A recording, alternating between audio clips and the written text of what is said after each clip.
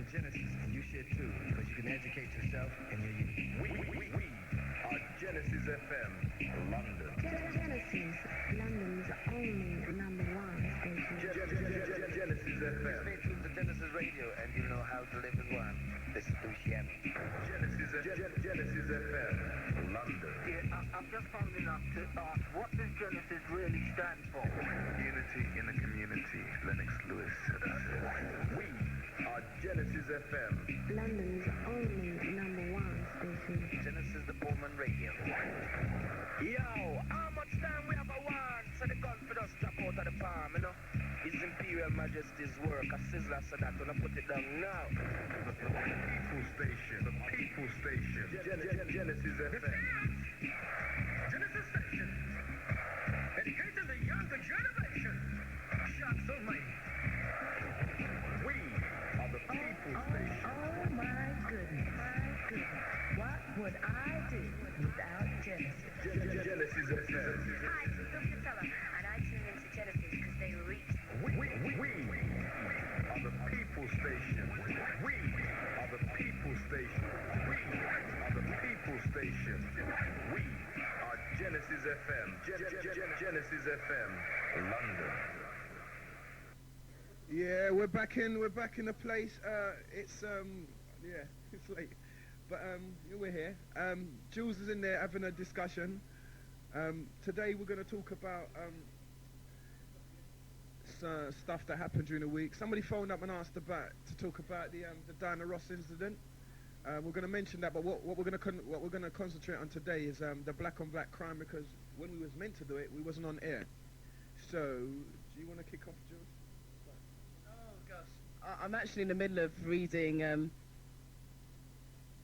article. I'm going to lower the mic a bit, make it a bit more comfortable for me. Good morning to everybody. Yeah, we're here, we're live, and we want to talk about some stuff. The first thing I'm going to do actually is read out the number a few times so that anybody who does want to partake in today's show can. Please don't be shy.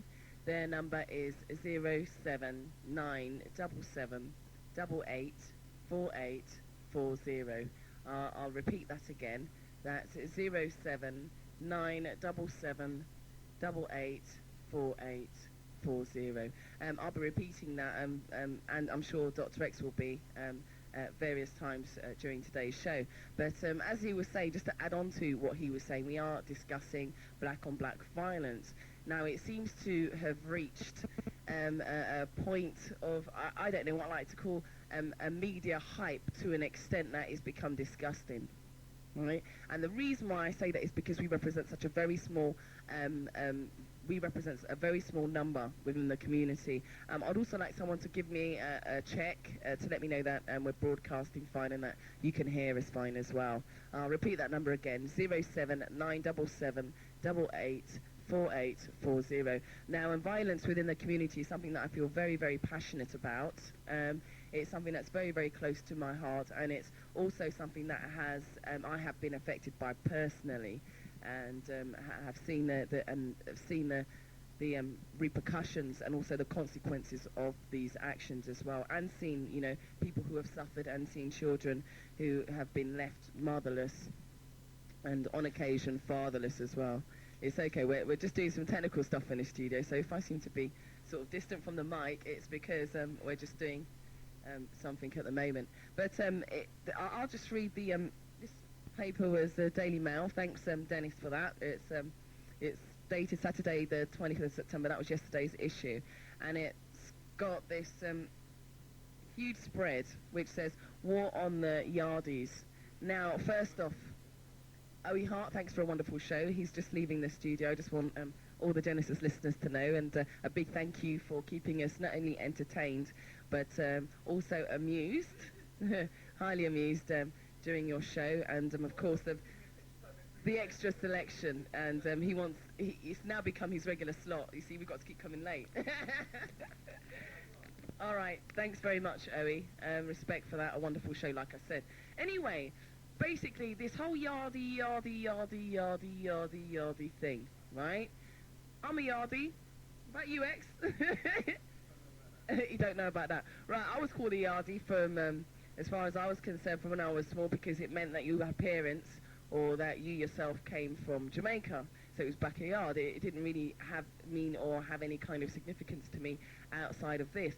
But now that there seems to be this criminal element, which seems to need to be highlighted by the white media, right, on a very large scale. There are murders happening in every community, every day of the week. Yet it does seem as though when it happens within the black community, particularly when it involves guns, we have to be put and spread all over the front pages and the middle pages of these mainly white readership middle-class newspapers.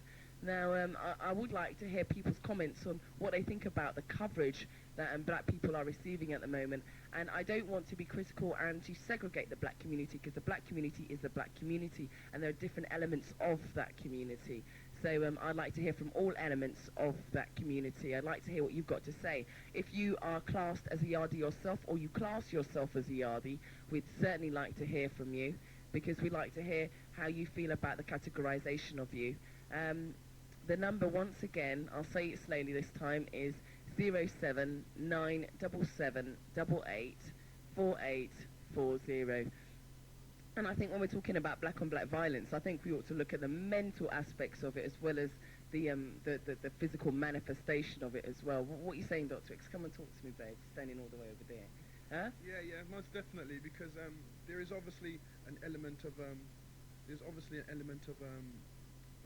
mental abuse and psychological abuse within those confines. So we should definitely be looking at stuff like that, and definitely be talking about stuff like that.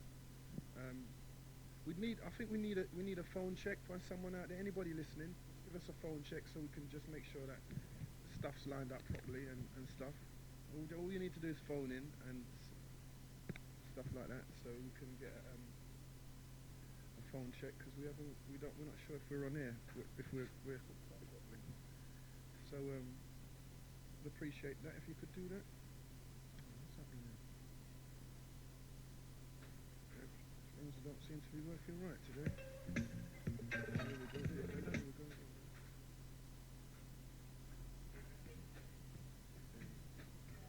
go. Yeah, we've got it ringing, but we've got no answer. Oh, there you go.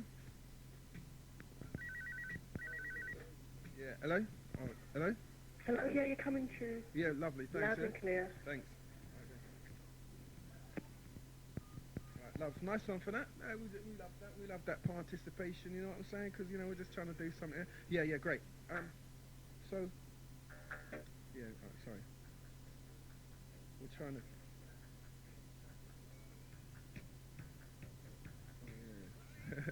Yeah, so, where was we? Yeah, so, I don't know, we'd like some calls on that, to kind of set it rolling, because, the Doctah X will start talking and he'll be on a roll for long, so, it'd be like, good if someone would phone in and give their opinion on what they think. This guy, Parkinson was buried the other day, and there's some big hoo-ha about him, you get what I'm saying? The person who got shot, the bouncer that got shot outside the Rex,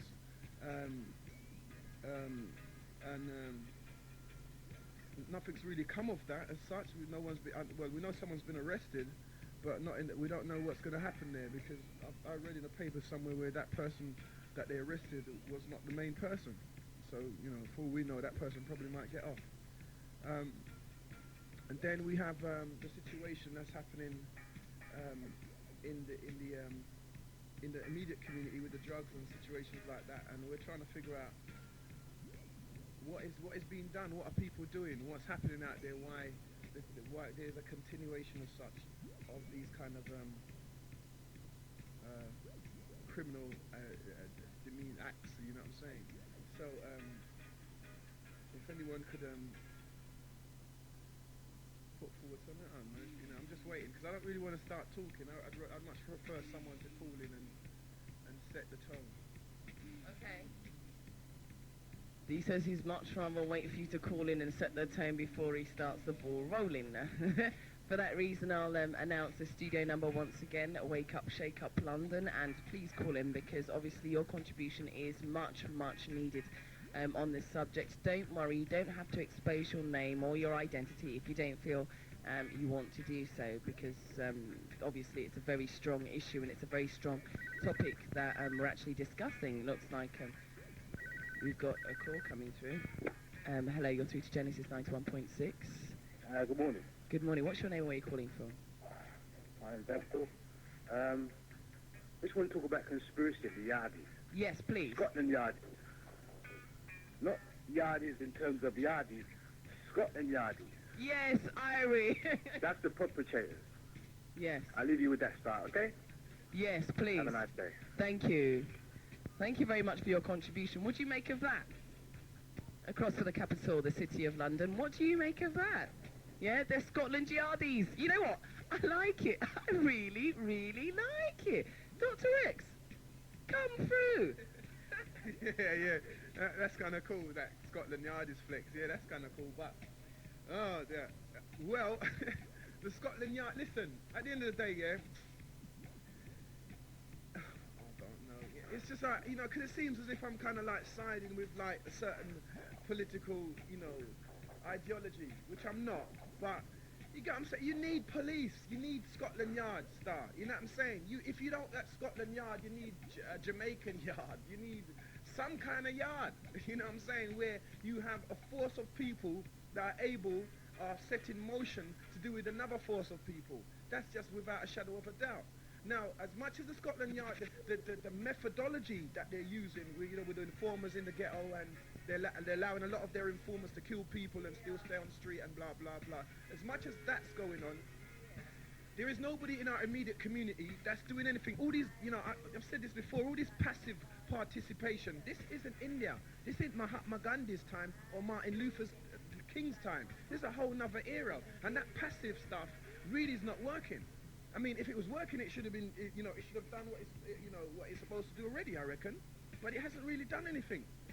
Yeah, you know what I'm saying? So I'm saying that, all right then, yeah, the Scotland Yard is, their methodologies are somewhat underhanded and somewhat debatable, completely. You know what I'm saying? But you still, what else? Have we got something to put there? Have we got something to take their place? I don't think we have. So we have these set of man, you know, if you read an article in the Daily Mail, it will tell you about a place, a special ops place that they have, I think somewhere in North London, you know what I'm saying, or West London, or I think it is, where they go and they've got like, you know, they've got a British, she's the only journalist that's winning this what's her name? Joanne Goodwin, yeah? She's the only journalist that she said that they've allowed into this special ops place. And it's all about Jamaican Yardies, you know what I'm saying? A situation. Because in truth, what is actually happening is that there are people who are coming from a poorer, you know, what's happened? Let's go back a bit. Let's rewind a bit, yeah? Let's look about how they came about. First of all, you had a situation in Jamaica, right, where they had an influx of guns, yeah, somewhere in the 60s, right? They had gun court, they had gun laws and blah, blah, blah, right? As we said before, no one knows where these guns came from. But what I surmise and what I have been told, you know, in growing up and stuff, right, was that Castro, who had a communist country or socialist country who was aligned to the Russians, had met with one of the prime minister at the time called Manley. I just take this call because that saves me going on, doesn't it? Yeah, you're through to Genesis. Hello, Sista P calling from Turkey. Okay, Sista P. Yeah, I'm listening to the show and I'm very interested in that area because my brother was killed in Jamaica. Okay. Back in the 1980s by, you know, in the Eradication politics that was squad? going on. No, by the politics that was going on. Okay, yeah. He was a young boy going home shot in the head. Oh, dear. But at the end of the day, I noticed when you talk about racism or any other show to attack white people, the line's buzzing. Yeah. Once you're talking about our problem, Yep. the line's quiet. Yeah, most definitely. And as long as we don't address these problems, it will not go away. Of course. As a young girl growing up in Jamaica, I remember I was about 5. They started about the politics in Jamaica. Uh-huh. And as you were saying, you don't know the historical, but I can give a rundown. The young men in our area, we were from Trenchtown, and the area was very poor. Yeah. Men were mostly stealing and things like that to survive, and the women were like dependent on the men. Yeah. And we just caught in a poverty trap and a culture that, you know, a lot of little things were going on, but because we didn't know any better, we accepted it. And politics were introduced in the 60s, as you know, 40s, 60s, and the men were like Bustamante and those men used to give away cornmeal to get votes for them, but after a while that wasn't really securing the votes. So Edward Seaga was the first one who started the tribalistical business where you use guns to intimidate people, if you like, to vote for them. And then PNP start doing the same, so they're going to fight fire with fire. Manly start to like play around with Libya and Cuba. The Washington under the Reagan administration looking on and say, we're not going to have this. That's right. That's right. That's what I was just getting into. Yeah, go on. Yeah. So they start, you know, funding the Jamaica Labour Party. As people don't know, Edward Seaga was actually born in America, so he was like their ally there. Yeah. Okay. So they started to. I think Shearer was the first one. After Bustamante stepped down, Shearer stepped in his shoes, but he lost the election, and Michael won the 1972 election. Okay. And after Shearer lost that election, they were like grooming Seaga to be the Jamaica Labour Party leader. And he started to get money. Manley was the prime minister. They start sabotaging his government. Okay. And Manley sent some men to Cuba anyway to train as brigadistas. But you see, the Cuban government was maybe trying to turn them into revolutionists. Yeah. But you couldn't turn revolutionists out of them street fighters. They were like trying to tell them you have to be disciplined and that. And they were only interested in the gun side of it. Yeah. So they were sent home. A lot of people don't know they were actually thrown out and sent Of home. Cuba? Yeah, they were actually thrown out because they disciplined, because at one stage they gave them pork to eat. A lot of them were dread, they didn't like it. Okay. Rather than the lack of discipline, rather than go to the person in charge and say, well, we don't eat what they mash up the plate. Okay. So that's the Is that documented somewhere? I've missed that one. Well, because you don't know a lot of people, but you would have to, like, go in. That is why some people will sit down and talk, but if you've never been in the area and talk to the people who were directly there, you don't know. Okay. Because this is like a hidden history. Okay. Nobody's really interested in it. Right, they don't know the historical view. Everybody's wondering and saying what they think it is. Okay. But they don't really know. Then the gun was started coming in from Washington. You get guns. All sorts of sophisticated gun. My brother was killed with an M16 gun. We don't make M16 in Jamaica. You don't make any guns in Jamaica? Yeah. The person who killed him couldn't afford to buy it. My brother was killed by PMP gunmen. You know, it just got really bad and out of control. And at the end of the day, when I come over here, and I see how they grow up and the black children growing up. I was on the bus the other day, and these young youths came on the bus, and they were pushing down this old white lady on the bus, and I'm saying, hey, what are you doing? And they saying, let her F her, she's white anyway. You don't do that. And calling themselves yardies. Some of them never been to Jamaica. And I'm saying, but if in Jamaica you couldn't push an old woman on the bus like that and get away. You know, I don't know what's going on, but I think we need to address this problem. And as white, it's not going to go away. And I think for a long time, black people been addressing what white people done to us, and we have not addressed what we have done to ourselves.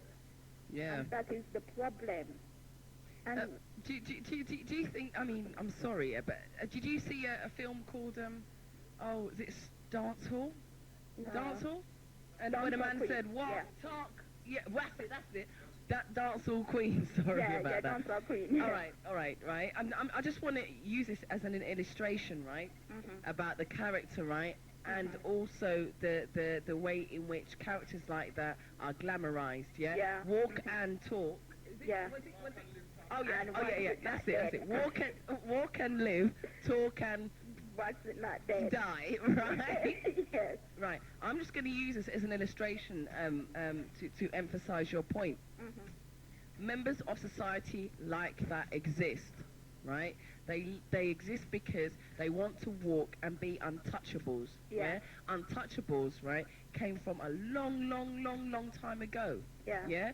Black man and black woman have always existed to protect their own, right, and to protect their land, right, and to protect their cattle, right, using weapons, right, and being protective of our values, right, of our valuable things, And our we're family, territorial, our yeah. family and our land has been something that we have had for years. Now, what's happened is, right, is that these values have been turned around so that we don't have any value for people, for life, for family, and for these things. And a lot of these people that are going out doing that, right, are taking certain drugs, Yeah. in order to numb the kind of conscience that they have, right? Yeah. And these people need to be taken out of society.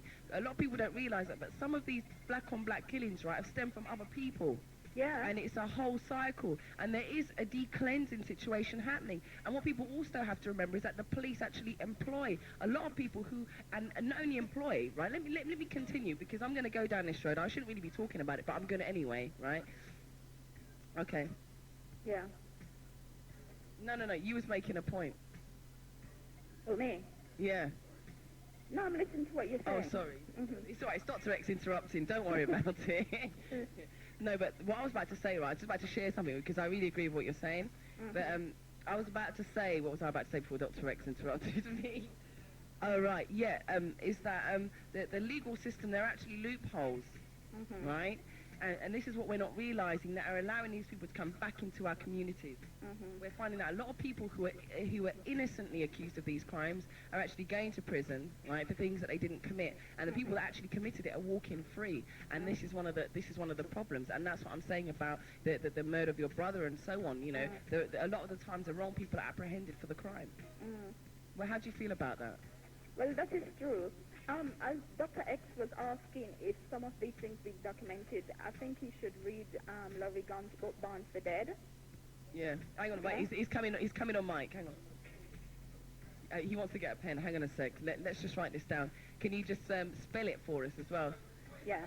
Laurie Gunn. Hold on. Let me get the book. Yeah. Give us the ISBN number if you've got it as well. That would be really helpful, because then we can order it and perhaps keep it in the studio, and it's something we can use as a reference. I've got another book, but it's about black-on-black death. It's about deaths in custody, sorry. Yeah.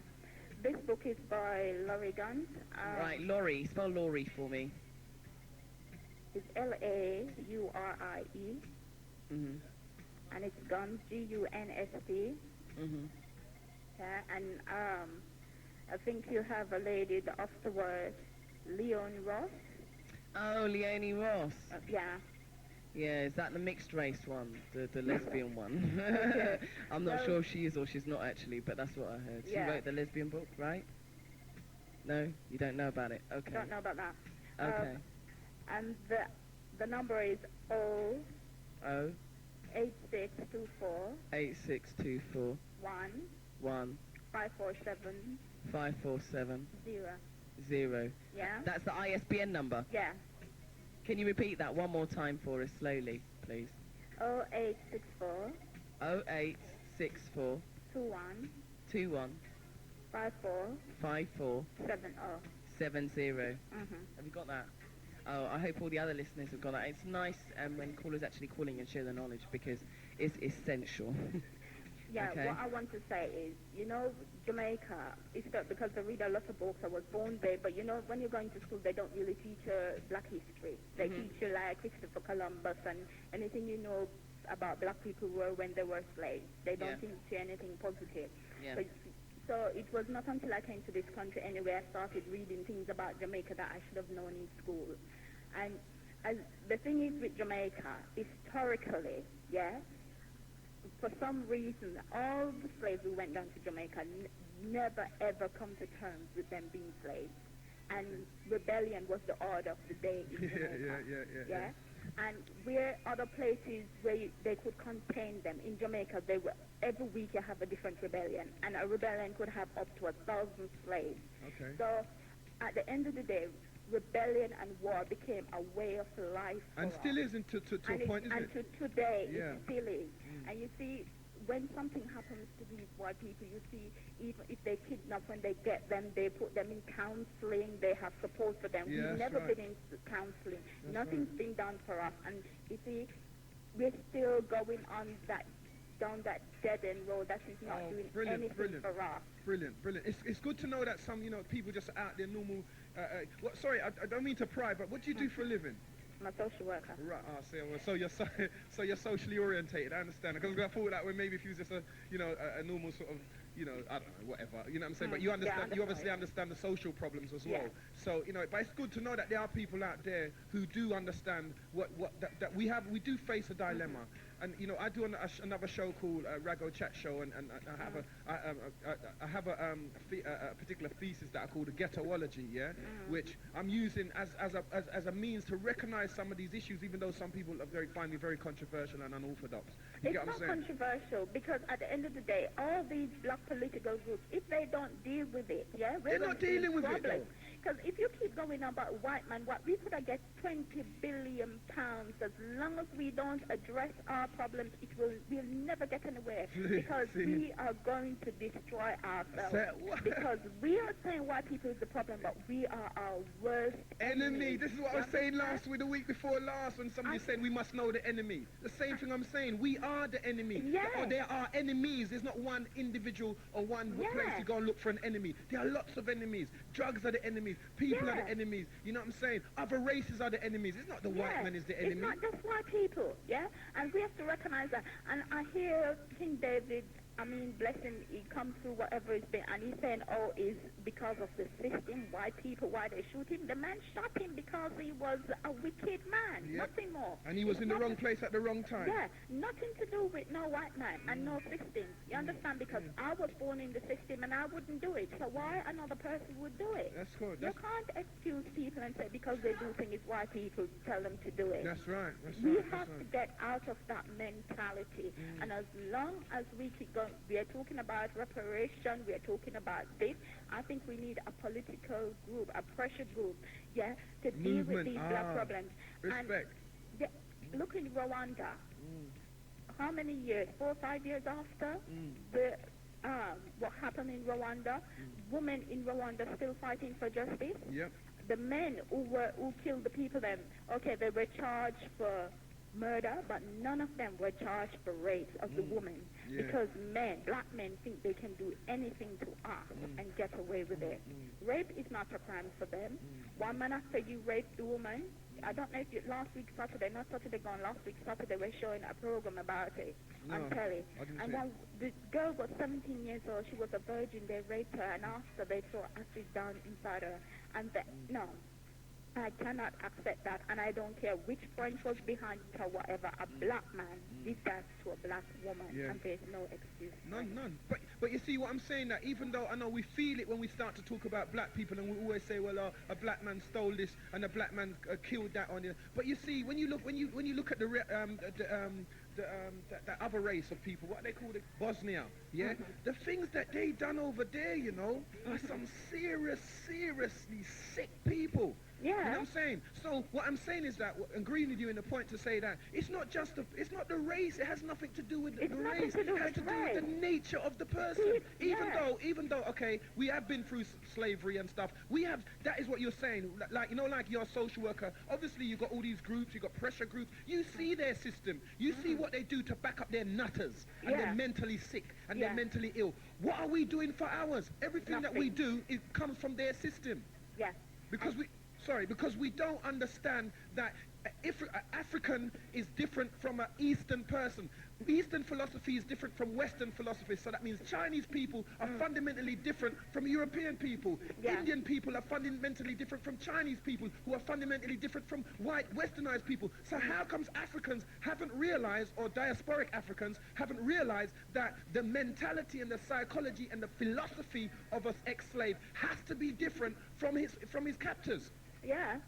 And then last week, I think one African man came and said, because some of us haven't been in touch with our spirituality or the rite of passage, give me a break. Look how much Africans been through it, and they're still killing each other. They still have tribal war in there. It's more than that, isn't it? It's a bit deeper than that. That's why we need scholars like yourself and people who've, you know, because everybody's got a point, yeah? I mean, I suppose somewhere in the working and the manifestation of things, the spirituality fits in. Yeah. But using that to say, well, that will get us all out of trouble, It won't. is a he's definitely mistaken there. But what I am saying is that if we, like as far as Genesis is concerned, as far as D. Rowe's concerned, as far as the movement is concerned, we need a movement of people, like you just said, a pressure group. But it can't be such a tiny little group. It has to be numbers of people. We have to mobilize numbers. And what they're doing in our society here, the black intellectuals are doing, they're separating themselves from the so-called unintellectual people. Yeah. So therefore what you have, they cannot get numbers. What they get is converts. They get converts to European mannerisms, converts to European mentalities. I mean, you're born in Jamaica, you're doing work for their government, blah blah, social system, blah blah blah. Yet you retain your identity. You sound educated enough, and you can speak to someone like me who's on a pirate radio station. So what does that make you, less of a person? You're still a person. You come saying you're still valid in this community. So whoever has a contribution to offer the community should be taken aboard. But you see, a lot of these intelligent people can't talk to people like me because the philosophy that they've developed over the years does not include me. Yeah. You know what I'm saying? It doesn't include people like us who want to stick with our roots and develop our roots. They only want to develop from the part of a European mindset, which is an oppressive mindset to somebody who wants to keep his roots and be intelligent, keep his roots and be a doctor, keep his roots and be a pilot. They don't want those type of people up in their system. They only want people who are converted to their system. And those people who are now black in the House of Lords or in doctors, they are converted. So when they come to talk to someone, which we are the masses, the poor people are the masses, when they come to talk to the masses, the conversation's different, the articulation's different. They lost touch, Lost touch completely. I've been to them. I've been in the Houses of Parliament. I've been to X amount of seminars in university. I've been to lectures. I know the difference. So because I've been there, and I understand the syntax they're using, the intellectualism they're using, all the so-called intellectual language that they're using.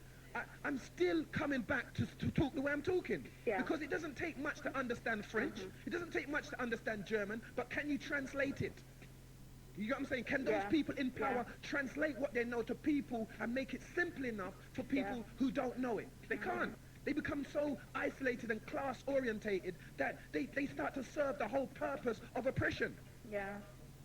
Well, I'm going to go now, but I would love to hear other people calling up, and we don't want to hear anything about white people. We want to hear how we're going to address the problem and what you have to contribute about black on black killing. That's what the subject is about. I'm sick and tired of hearing about white people. Okay then. Respect, Sista P. Bye. No, that's respect. I love that contribution there.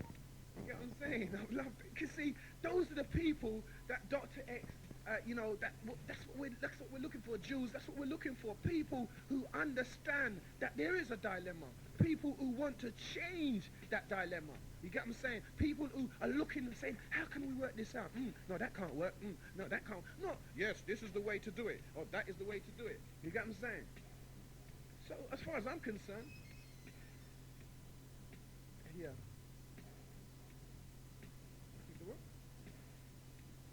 Yeah, sorry about that. Doctah X has to answer an emergency call there. He was mid-flow in what he was saying, and I'm going to read out the studio number again now, 07, what's the time? Time check, it's 5 to 12, so it's 5 minutes till 12 o'clock in the afternoon. If you've just woken up, good morning to you. You're in tune to Genesis 91.6, the Black Power Station. Okay. The studio number is 07977. I'll start again actually because I was just trying to listen at the same time. It's 07977884840. We're going to try and keep the calls a little more brief this week. Well, we're going to attempt to keep the calls brief. But I mean, the fact is sometimes people have got such good contributions to make. It's extremely hard to sort of keep them brief. Okay, I'll take this call. Oh, it's gone. Please try and call through again, caller. The studio number is 07977884840. If you haven't got a pen, I'll repeat that. in about 5 minutes. And yet we do have to deal with our community. But you know what? I keep saying this. It starts with the family. What kind of education, right, and support and love, right, are these children that then grow up to be murderers? What kind of value system is implanted in them from when they're young? You know, because this is something that is so crucial and important. If a man goes, and a lot of these so-called criminals, because, I mean, they are criminals, wherever they're from, they're criminals, right? And they're creating crime against one another. These criminals can go in and they can rape, you know, a young black woman for no reason, right? It's not that there isn't a reason. They're doing it because they crave power, yeah? And it's all about this craving of power and attention, right? And it's just like, you know, you have a spoiled child that's always showing off and you tell them, stop showing off. And every time they have to show off, they have to keep showing off, they have to keep showing off. Well, it's the same thing, except for rather than showing off with clothes, rather than showing off with the phone, they're showing off now with who's got the most powerful and the best gun, or the most discreet gun. And they're showing off as to how many people that they can kill. The fact is that the European press are glamorizing it, right? And they're making it so widespread that whoever didn't know about it now knows about it. Whoever thought, okay, they want to try this gangster thing, is now knowing that a lot of gangsters are successful, and that there is a task force out there trying to combat, to deal with the problem. But at the end of the day, we've also got to look at the source, the core. I keep saying that because it's essential. Just like Doctah X says, what kind of institutions have we got set up to help people who feel that they're going that way? Have they got a hotline that they can just call up and they can say, look, blah, blah, blah, I'm doing this, I don't want to keep doing it, but it's something that I've got myself involved in a peer circle, because a lot of it is peer pressure, yeah? They've got themselves into this group where they've got so much pressure on them that they feel as though they have to get involved with these groups of people, yeah? The number's 07977884840. Doctah X is laughing, right? And he can laugh all he likes, but the truth of the matter is, he's laughing at this article. Yeah, there was a lot of points in the article that I wanted to address, but because we don't want to talk about Europeans or their press, I thought that we'd probably take some parts out and focus on the real issue, which is us, which is talking about are there parents out there that don't really care? How many parents have said they can see their son going the wrong way and there's nothing they can do? How many parents have popped with their son coming into their house and stealing from them? How many parents have done anything about it or tried to notify anybody, or have seen it as a crime against them? You know, and what kind of I don't even know, heart-wrenching situation must you be in when you have to go and call an outside institution on your child?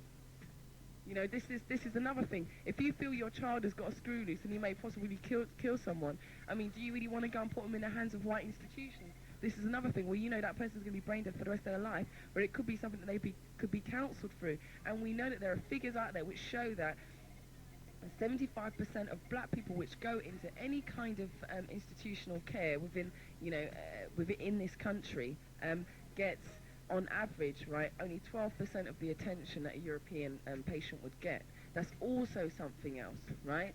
These preconceived ideas of how black people act, how they work, what their culture is, what their behavioural, what their behaviour is like, things like this. These are all preconceived notions, right? And it's the same with all this Yardie stuff, right? It's just another categorization in order to try and promote the negative side of us. We know that this side exists, and we're not going to deny it. We're here to address the problems of how we're going to actually find a solution to try and stop this violent cycle. The studio number, we know there are people out there who've got contributions to make, who've either had friends killed or who know about someone who knows someone who is responsible for these kinds of things as well. We do need to talk about them, right? We need to find some kind of, I don't even know what to say, we need to find some plateau of peace, you know, as I call it, which is a position that we can actually sit down and talk from, because there's too much killing and not enough talking. You know, and this is one of the issues. And there are a lot of walking dead men out there, right, and dead women too, because of things that they've done. You know, and a lot of things go around and they catch up with people because of what they've done. Anyway, I'm going to read the studio number again. It's 07977884840. We'd like to hear from you across the capital. please call in. When we're dealing with our own issues, we do need to talk about them. I know a lot of people say, oh, you keep going on and harping on about the black negative things all the time. Yeah, but that's because the media's doing it, and we do need to address it. And you're saying, okay, what can you do from your pirate station? A lot. You'd be amazed at the things that we've achieved. Right, I'm going to take this call. Hello, you're through to Genesis 91.6. Hi, Hi, what's your name and where are you calling from? I'm Susan. I'm from South London. What contribution would you like to make to today's show? Thanks for calling, Susan. Well, I'd just like to say that I think that we should concentrate on the children, the next generation. Yes, because definitely. There's so many people out there that just don't want to change. They're proud of what they're doing and all the killing that's going on because they think that's the bad thing to do. Yes. And they're going around boasting, and the children, the next generation, are seeing this. Mm. Well, that's what I'm saying. That's exactly what, I mean, you've emphasized everything. That, I mean, I agree with you. You know, I don't want to interrupt you, but I completely agree with you. Unless we can actually start to implement value systems, right, into our children, which are our value systems, showing them that certain behavior is not correct behavior, we can't move forward. Sorry, continue. Yes, and I'd just like to say that a lot of young parents as well that are having children, instead of teaching their black children where they're coming from, their history, they're just teaching them about Nike and all the designer wear and gold. They're not teaching them what they need to know. Yeah, for real. Bang on. Listen, can I read? Oh, I don't know. Can I read this bit to you? Or do you want to say some more? No, yes, go ahead. Yeah, listen. This is what they say. This is what a white reporter called Joanne Goodwin in the Daily Mail is saying, right? Remember, they're observing us. This is what she's saying. So I won't read all of it, but I'm just going to read the way it starts. It says, and being a big man is all about spending money, larging it or showing out. Along the flash car and the designer clothes are the girls. It's always in the plural. The so-called yardie baby mothers stay at home with the kids, waiting for the occasional visit when daddy probably turns up with a baby Moschino jacket for his little boy. Meanwhile, the hunt continues for new girls flashy enough to take out to a club, at least until they get pregnant, until the pregnancy begins to show. The more kids you have, the more of a man you are. A surprising number of middle-class white girls even get caught up. I mean, like, check it. Hello? That's disgusting. It is, isn't it? I mean, I'm what a young an mum. observation! I'm a young mother with 2 children, and my boyfriend is actually from Jamaica, and he doesn't have any more children up there. And we're struggling, and we try to teach our children different, not just what they want us to know, what they should know. Yeah, man. Yeah, you get what I'm saying? It's really, you see what I'm saying? But can you see you see how they're generalizing us and looking at us? They're doing it all the time, and it's surprising that after all this time, I know they don't want us to talk about slavery and white people, but the fact of the matter is this is the result of what's happened. Because when you look at the Jewish people, they had the Holocaust, they stick together, and they're making it, and a lot of people don't like that. But what's happening with us is that we're like kind of messed up as a nation. We're dividing. Instead of dealing with our own problem first, we're branching off, mixing with others, and that's why our problem is not getting solved. Yeah, you see, some normal people, normal people, there's a lot of it. There's you, Susan, there's a lot of people we ain't reaching who have this viewpoint, don't they? I mean, probably friends that you know. But where is the movement? We have no movement because the people who are in power refuse to allow people, ordinary people like ourselves, to get together. They create a kind of wilderness for only that they can only survive in. Yeah, and this is the other thing. I mean, Black History Month, and how many of us know about it? They should advertise it more, tell us what's going on and where it's happening. That's right. So more, I mean, a lot of people say that black people don't want to take part, but a lot of black people don't know. That's right. And also, we have another elitist group in the Black History sort of section of the dreadlocks wearing, with no due respect to Jools, with dreadlocks wearing, African gown wearing, people them who seem to think somehow they've got their hand on the pulse and they know everything about black history. So you want to go there in your Nikes and you feel uncomfortable because they're made to believe that you're not deep enough because you're not dressed like them. Yeah, that's true. So that's another elite. You see what I'm saying? This is where we're all split. Because everybody wants to believe that the particular stance that they're taking on black unity or black African unity organization is the right one. It's ridiculous. And also, we've got to teach our children, no matter where we come from. I'm from Dominica, my boyfriend's from Jamaica. We want to teach our children not to segregate ourselves from the other countries. That's right. Let them know that we're all from Africa. That's Jamaica, right. Dominica, St. Lucia, we're all black people. That's We've right. got to unite and not divide ourselves. That's right. Respect. And that's all I have to say. Yeah, thanks, Susan, yeah? Respect Okay, for then. that contribution, yeah. You get what I'm saying? Thank you very much, Susan. That was much, much appreciated. We do have to start with the children. I mean, I think we say that every week, don't we? Oh, there's another call. I just wanted to have a quick chat to Doctah X, but let's take this call. Go ahead. Hello, you're through to Genesis 91.6, the People's Talk Show, here Sunday about going up to 10 past 12. What's your name and where are you calling from? My name's Dawn. I'm calling from Hackney. Hi. Good morning to everybody listening. Good morning. Yeah, this is Jools and Doctah X here to take your call. What would you like to add? Right, I'd like to say I agreed with Sista P. Mm-hmm. Everything she said. Mm-hmm. And also that I think, you know, the children are our future, and I do not think we are looking after them as we should. Yes. I mean, if you are out on the street, because I'm studying, and I go to a library which closes at 9 o'clock, so by the time I get back to where I live, it's about 10 after 10. And when I'm going home on the bus, all I'm seeing is young black youth out on the street at that time of night, hanging around these takeaways, or just hanging around. My area too. And I'm thinking to myself, well, where are your parents? Why are they allowing their children out at this time of night? You know what them observe. You know what this woman observed. She said, the baby mothers, stay at home with the kids, waiting for the occasional visit when daddy will probably turn up with the baby moschino. These babies, these puppies, were up to be big dogs. And that's what people are failing to recognize. You can't have a breed of picnic, right, all over the place because they're going to be adults. One man cannot father 16 different children from 4 different parts of London. I agree. You understand what I'm saying? And the mothers should not keep finding...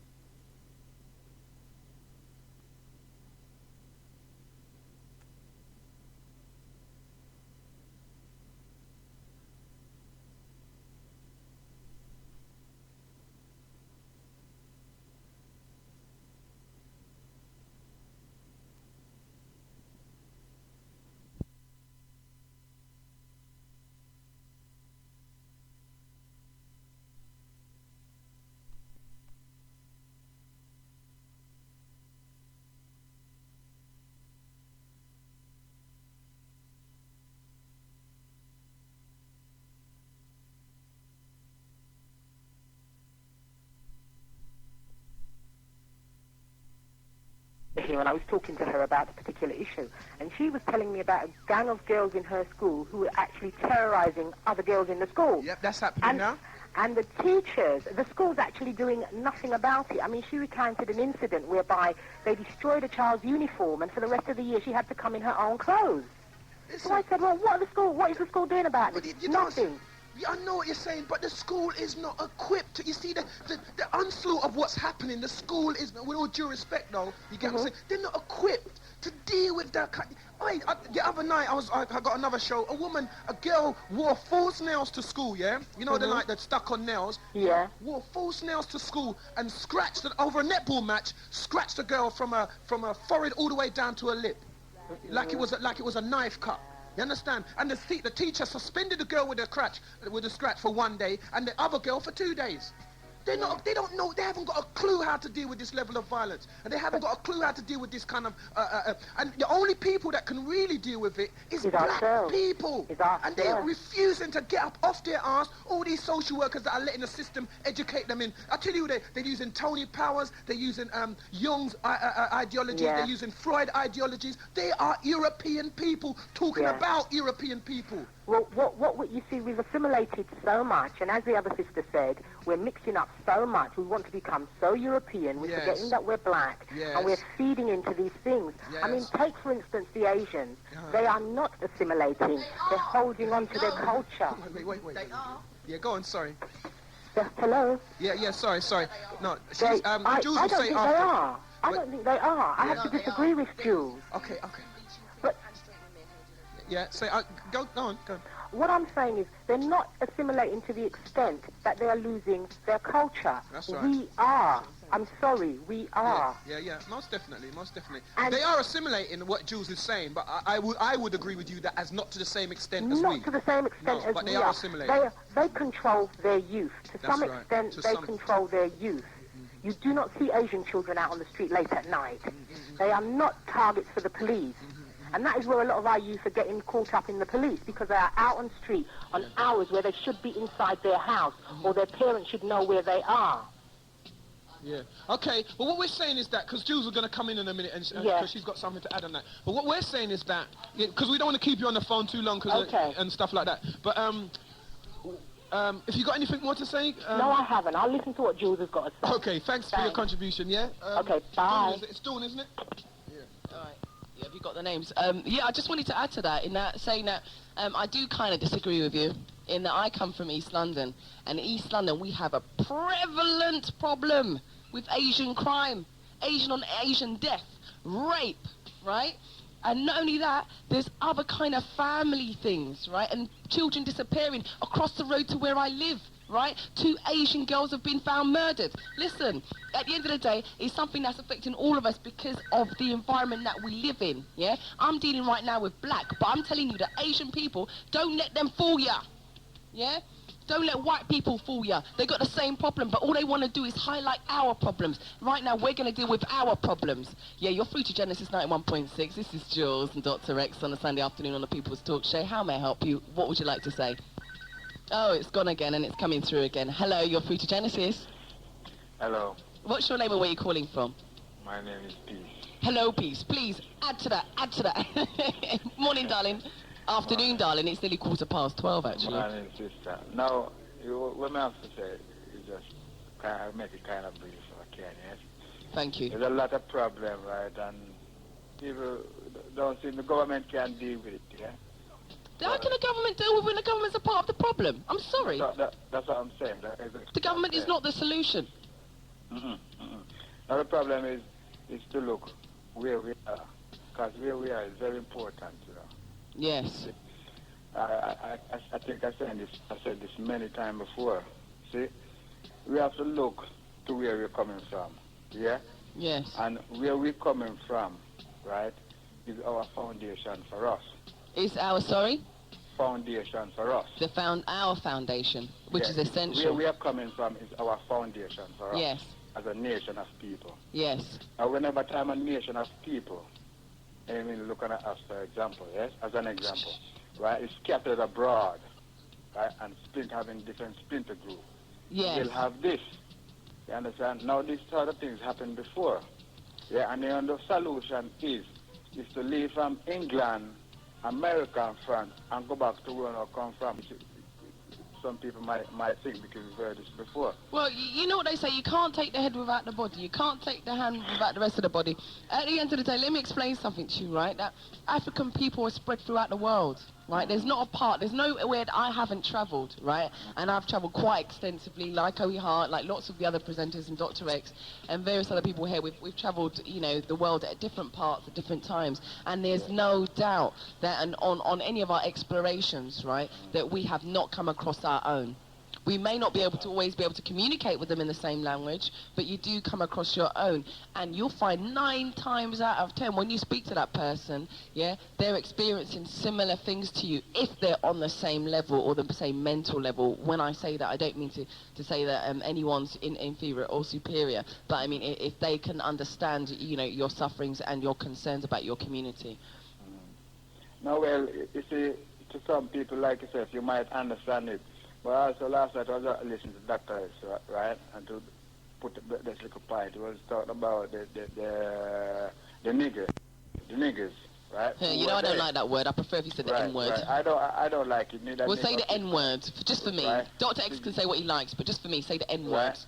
So yeah, as to that, right? Now he was talking about the house nigger, right? And the house N-word. The house, right?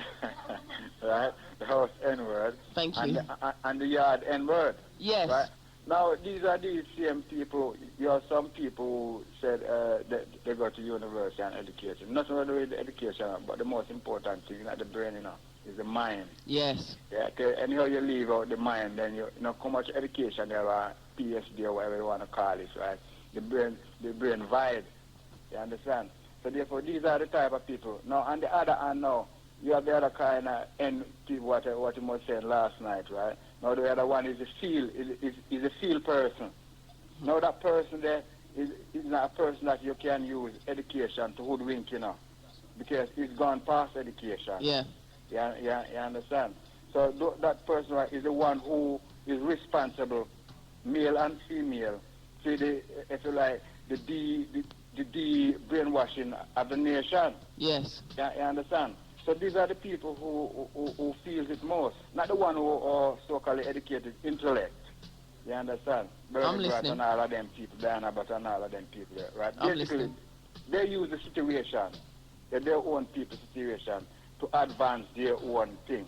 Yes. You understand? Because they long to be in the master house. Yeah, I'm listening. I'm listening. So, You're talking about that house one. Yeah. Right. So now the only thing for me to deal with the problem is now is to recognize where some black people, though them black, and they might use the same thing. You understand? They're not the same because not all flesh are the same flesh. No, it's the mind.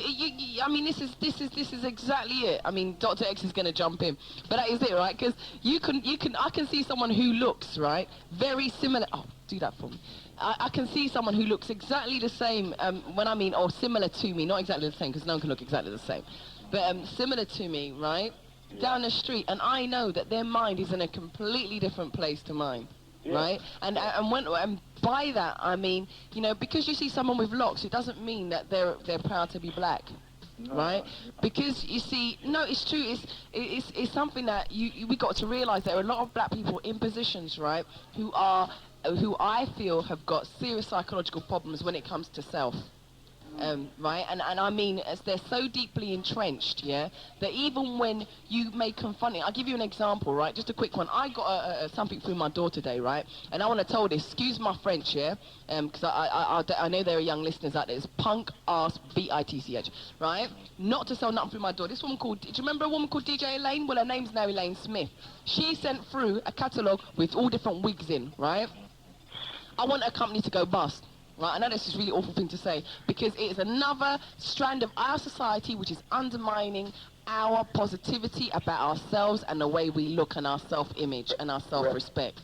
That's another kind of wolf in sheep clothing. Yes. Don't have that. That's exactly what I'm saying. And there's wolf out there who go them here and say them is lax. You understand? Yes. But lax is a thing that grows naturally, you know. Yes. Through natural process. Yes. You understand? So there's enough Rasta man out there say them, well, I'm not look at, my name is Peace, I'm not look at myself as Rasta man, because that's not the name that my mother and my daddy give me, you understand? Yes. My word upon my head is called Lax, you understand? Exactly, I understand, I completely agree, so, yeah. So at the end of the day, that's that type of wolf in a shape clothes, and the one them go buy at the falls in, all the man them in it and the woman them, in particular black woman, and stick them on them head. Yeah. I mean, where well, the fact is that a lot of the children that are coming up violent today, right, are coming from parents who have got no knowledge of self. Do you understand what I'm saying, Peace? I'm going to have to wind up because we have to try and fit quite a lot of calls in today. But I just want to say to you, Peace, that you know, your contribution is valid, and I mean, I see a lot of what so-called 12 tribes this, 9 tribes that, when I go to Minanor, right, when I go to these festivals, because part of my work as a freelance journalist, it means that I have to cover various different shows, which means I see a lot of people from all different strands of society. Now, when I see these so-called, what they like to call themselves dread, actually, I'm not going to deny it, they call themselves dread. I don't want them to be full of dread when they see me, I want people to be full of joy, but still, you know, they call themselves dread, and then on their arm is a white woman wearing red, gold and green, and all the Rastafarian things in their head tied up. Now, when you see those people and you ask them, you know, didn't you read any of Marcus Garvey's teachings? No, them too intellect. No, but it's them too intellect. But, you know, Marcus Garvey said, and I heard a tape on Genesis which reminded me of a book I'd read, which is really funny, because I always remember something that he always says is, you know, we need to deal with ourselves before we start to marry aliens. And, you know, it's funny that we are called illegal aliens once we go to another country. So, I mean, we do need to realise that we need to sort our own self-image. But on that note, I'm going to say goodbye to you and thank you for your contribution, because it's always valid. And, you know, don't hesitate to call in again. Can I just say, hello? Help yourself. Go ahead. Yeah, make your last leaving contribution. Remember, briefly right now, right? You touch on the 12th tribe, right? Now, I wish we other people who care about 12 tribe, because Abraham, you know, 12 children, you have 12 sons, yes? and Yes. 11 out of them, and them sell out Joseph, you know. Yeah, So yeah, them same, yes, man. And them same one now, you see some of them are going to miss that. But at them are kill off them one another. You understand? So it's far deep on that, you know. And on 12 tribes. Oh, no, 12, definitely. 12 sons. But them sell out them one brother Joseph, who them call the dreamer. The dreamer. Well, me have this to say to all of them. Well, them want to call themselves Rasta, what them want to call themselves. You understand? Joseph has come again. And him come to judge black, white, dreadlocks or dreadlocks not. No indifference. See? So I said to them, look to the east as Marcus Garvey said. You understand? There will be a feast, and only the chosen few by the elect and anointed himself in this time. That's all I have to say. All right, respect, yeah, peace. Hold it up. Okay, I would just like to, I hear what he's saying, you know, it's a bit, I want to throw in something, you know. Go on then. Yeah, before you go back to, you know, that woman's article, and you see that woman, she wants to watch her back, because she shouldn't write those kinds of things about black people and expect it to be accepted, right? No, I don't think it's all true. The fact is that Jamaica has not got the highest crime rate on the face of this planet. That's a lie. That's an outright lie. No, I'm not saying that violence doesn't occur. I'm not going to argue on this, right? I'm not saying violence doesn't occur in Jamaica. But how can you compare Jamaica to America or to another landmass? You cannot. Yeah, but how can you compare? Comparisons have to be realistic. I am being argumentative, because if I'm going to write an article, I have to be specific. If a black person puts in an article on black, right, being a journalist, I know that I have to substantiate everything I write with facts and researched information, right? So therefore, I'm saying that that's not only undermining, right, the reports and the statistical information that there is out there about black people, right, but it's just, well, we can all disagree on this. I'll take the next call. 91.6. What do you think about that? Hello, caller. You're through to... This is me again, Sista P. Oh, please. Yeah, go ahead. Yeah. Your comment just now. Yes. I think maybe, I'm not going to justify what the lady's saying, but I think what she's trying to say, compare to the size of the country, the size of the island, Jamaica. That's what I'm saying. Hang on. Has the most crime rate, and it's a fact. I'm from Jamaica, but it's a fact. I'm from Jamaica as well. It's a fact. You know what? By whose? No. Where did you get your information from? Who gave you? All these black people sitting there. No. I'm going to finish, right? Don't tell me, okay, you're not my director or my producer, right? Let me finish. I'm going to state this. A lot of the crime information, I'm doing research on it at the moment, and this is why I'm very, very strong on it, yeah? I've been doing a lot of research. You and I both, yeah. But no, we're going to link on this. We can link on this. Yes, link on this afterwards, and then I can prove you right, and you'll be surprised and said, boy, I'm from Jamaica, but I'm so embarrassed. This is true. I'm not embarrassed. Every time I go to Jamaica, you know, in 1992, I went to Jamaica and I was robbed in front of a police station. I've been robbed in Paris, I've been robbed in Turkey, yes, but I've been robbed in London, I've been robbed in lots of places. The problem in my country. I was robbed in front of a police station. 10 gunmen robbed me in front of a police station. No matter what you're going to say, not Sista Jools, which 10 gunmen could rob me in front of second police station? It wouldn't happen. Excuse me, a man was just shot down in open daylight. Andy Balfour, do I have to remind anybody? Daylight, he can run. We are talking about... No, but how many incidents have happened in daylight? But Sista Jools, we are talking about a robbery. I know. So, and over in Harbour, in front of a police station.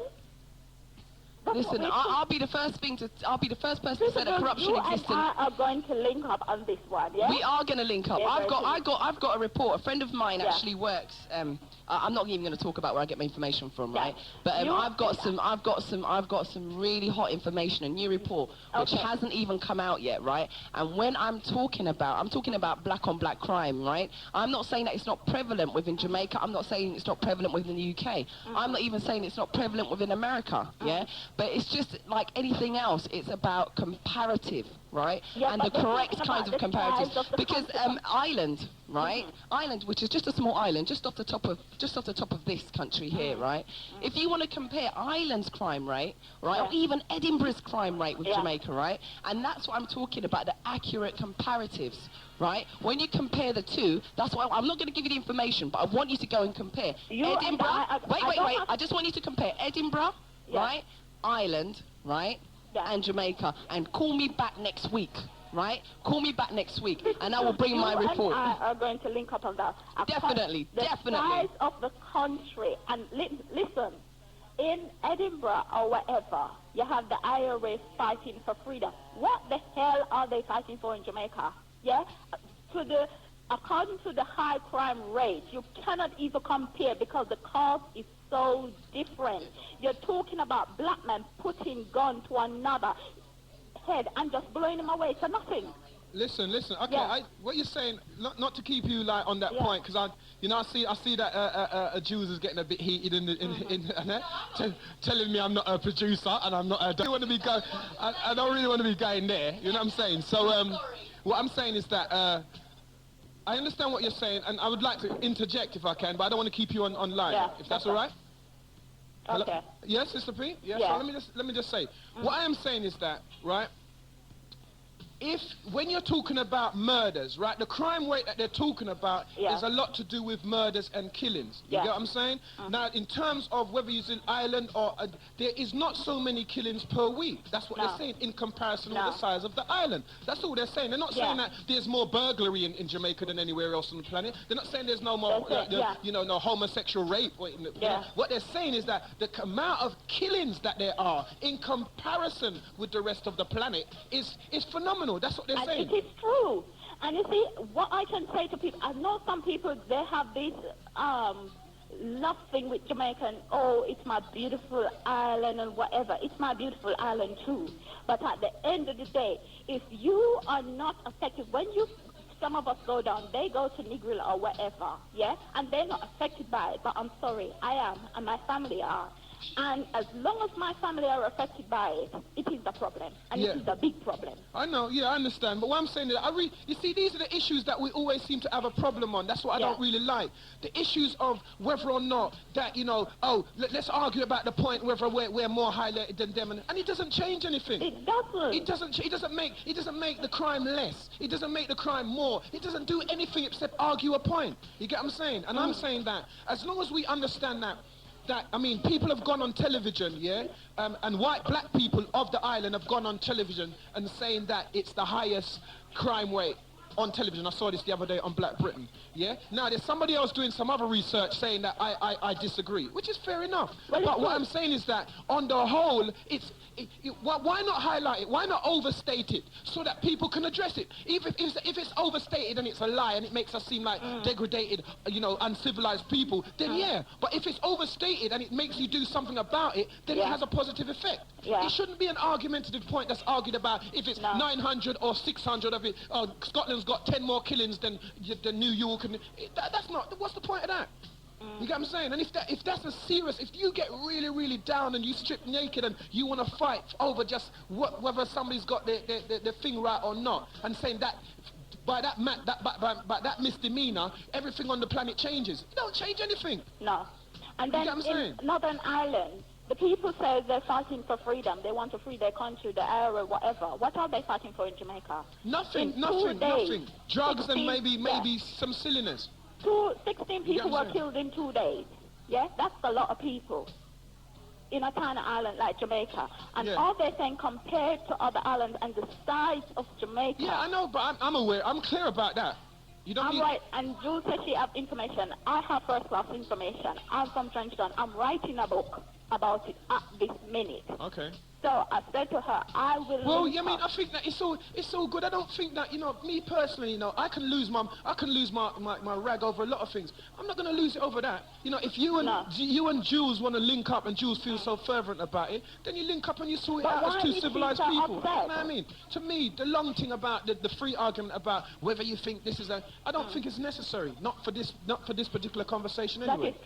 That is true. You know I don't think she should be upset about it. I think I don't know. Well, I don't understand that myself.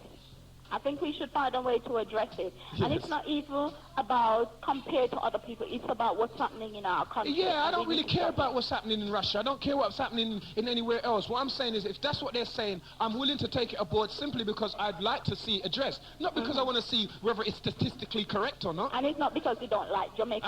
Exactly. It's because you like it, why you want it to be addressed. Exactly. That's where I come from. That's where my people come from. That's where I was in 86. In 96, sorry. You get what I'm saying? So I ain't got no problem with that. I want to know that when I go to Jamaica, I'm not afraid to walk the street. Exactly. Just like you can walk the street here, you know what I'm saying, to a degree that is anyway, as long as you know where you're walking, you know what I'm saying? Yeah, but you don't want to be walking somewhere what you feel is safe and realize that it isn't. Yeah, and I'm saying to Jools, because to tell you the truth, when I'm out on the street, okay, yes, I might be frightened that white man is going to kill me because of the color of my skin, but in Jamaica, it's so much more tense. And you see, to say to her that I was robbed in front of a police station, she's going to tell me a man was shot in broad daylight. It's no comparison. I know what you're saying. But, you know, like I'm saying, is the argument thing I'm not really in her. You get what I'm saying? I'm not really in the argument thing because I think to myself, well, then people make different comparisons for different reasons, which is fair enough. So, you know, just to stem that, I'd like to read this article and go on to something else, if you don't mind. All right then. Yeah, thanks, Sista P. Yeah? All right, bye. Right, again, so I'm going to go back to this article where it says, you know what I'm saying? This is Doctah X opinion, yeah? I don't see no black people. I don't have no article that I could read that are black people that's writing that I can say from a person off the street is accurate. You understand? But I can tell you what I'm reading. I feel as a human being in this planet, in this type of, in this South London, I feel what she's saying is correct. Yeah? That's what I'm saying. So I'm going to read this bit. And it says, this guy called, she's interviewed this guy called, he's got Junior's anger, yeah, is shared by many black Britons. As DCI Steve Coopis points out, the men he comes up against like The Killer and Spanner, Ratty, My Lord, Rear Dog, Shotty Mark and Shined, all self-respecting yardies, all have a nickname, represent a tiny minority, they represent, listen, a tiny minority of Britain's black population. They are criminals, preying on their own community. It is they who are robbing the homes.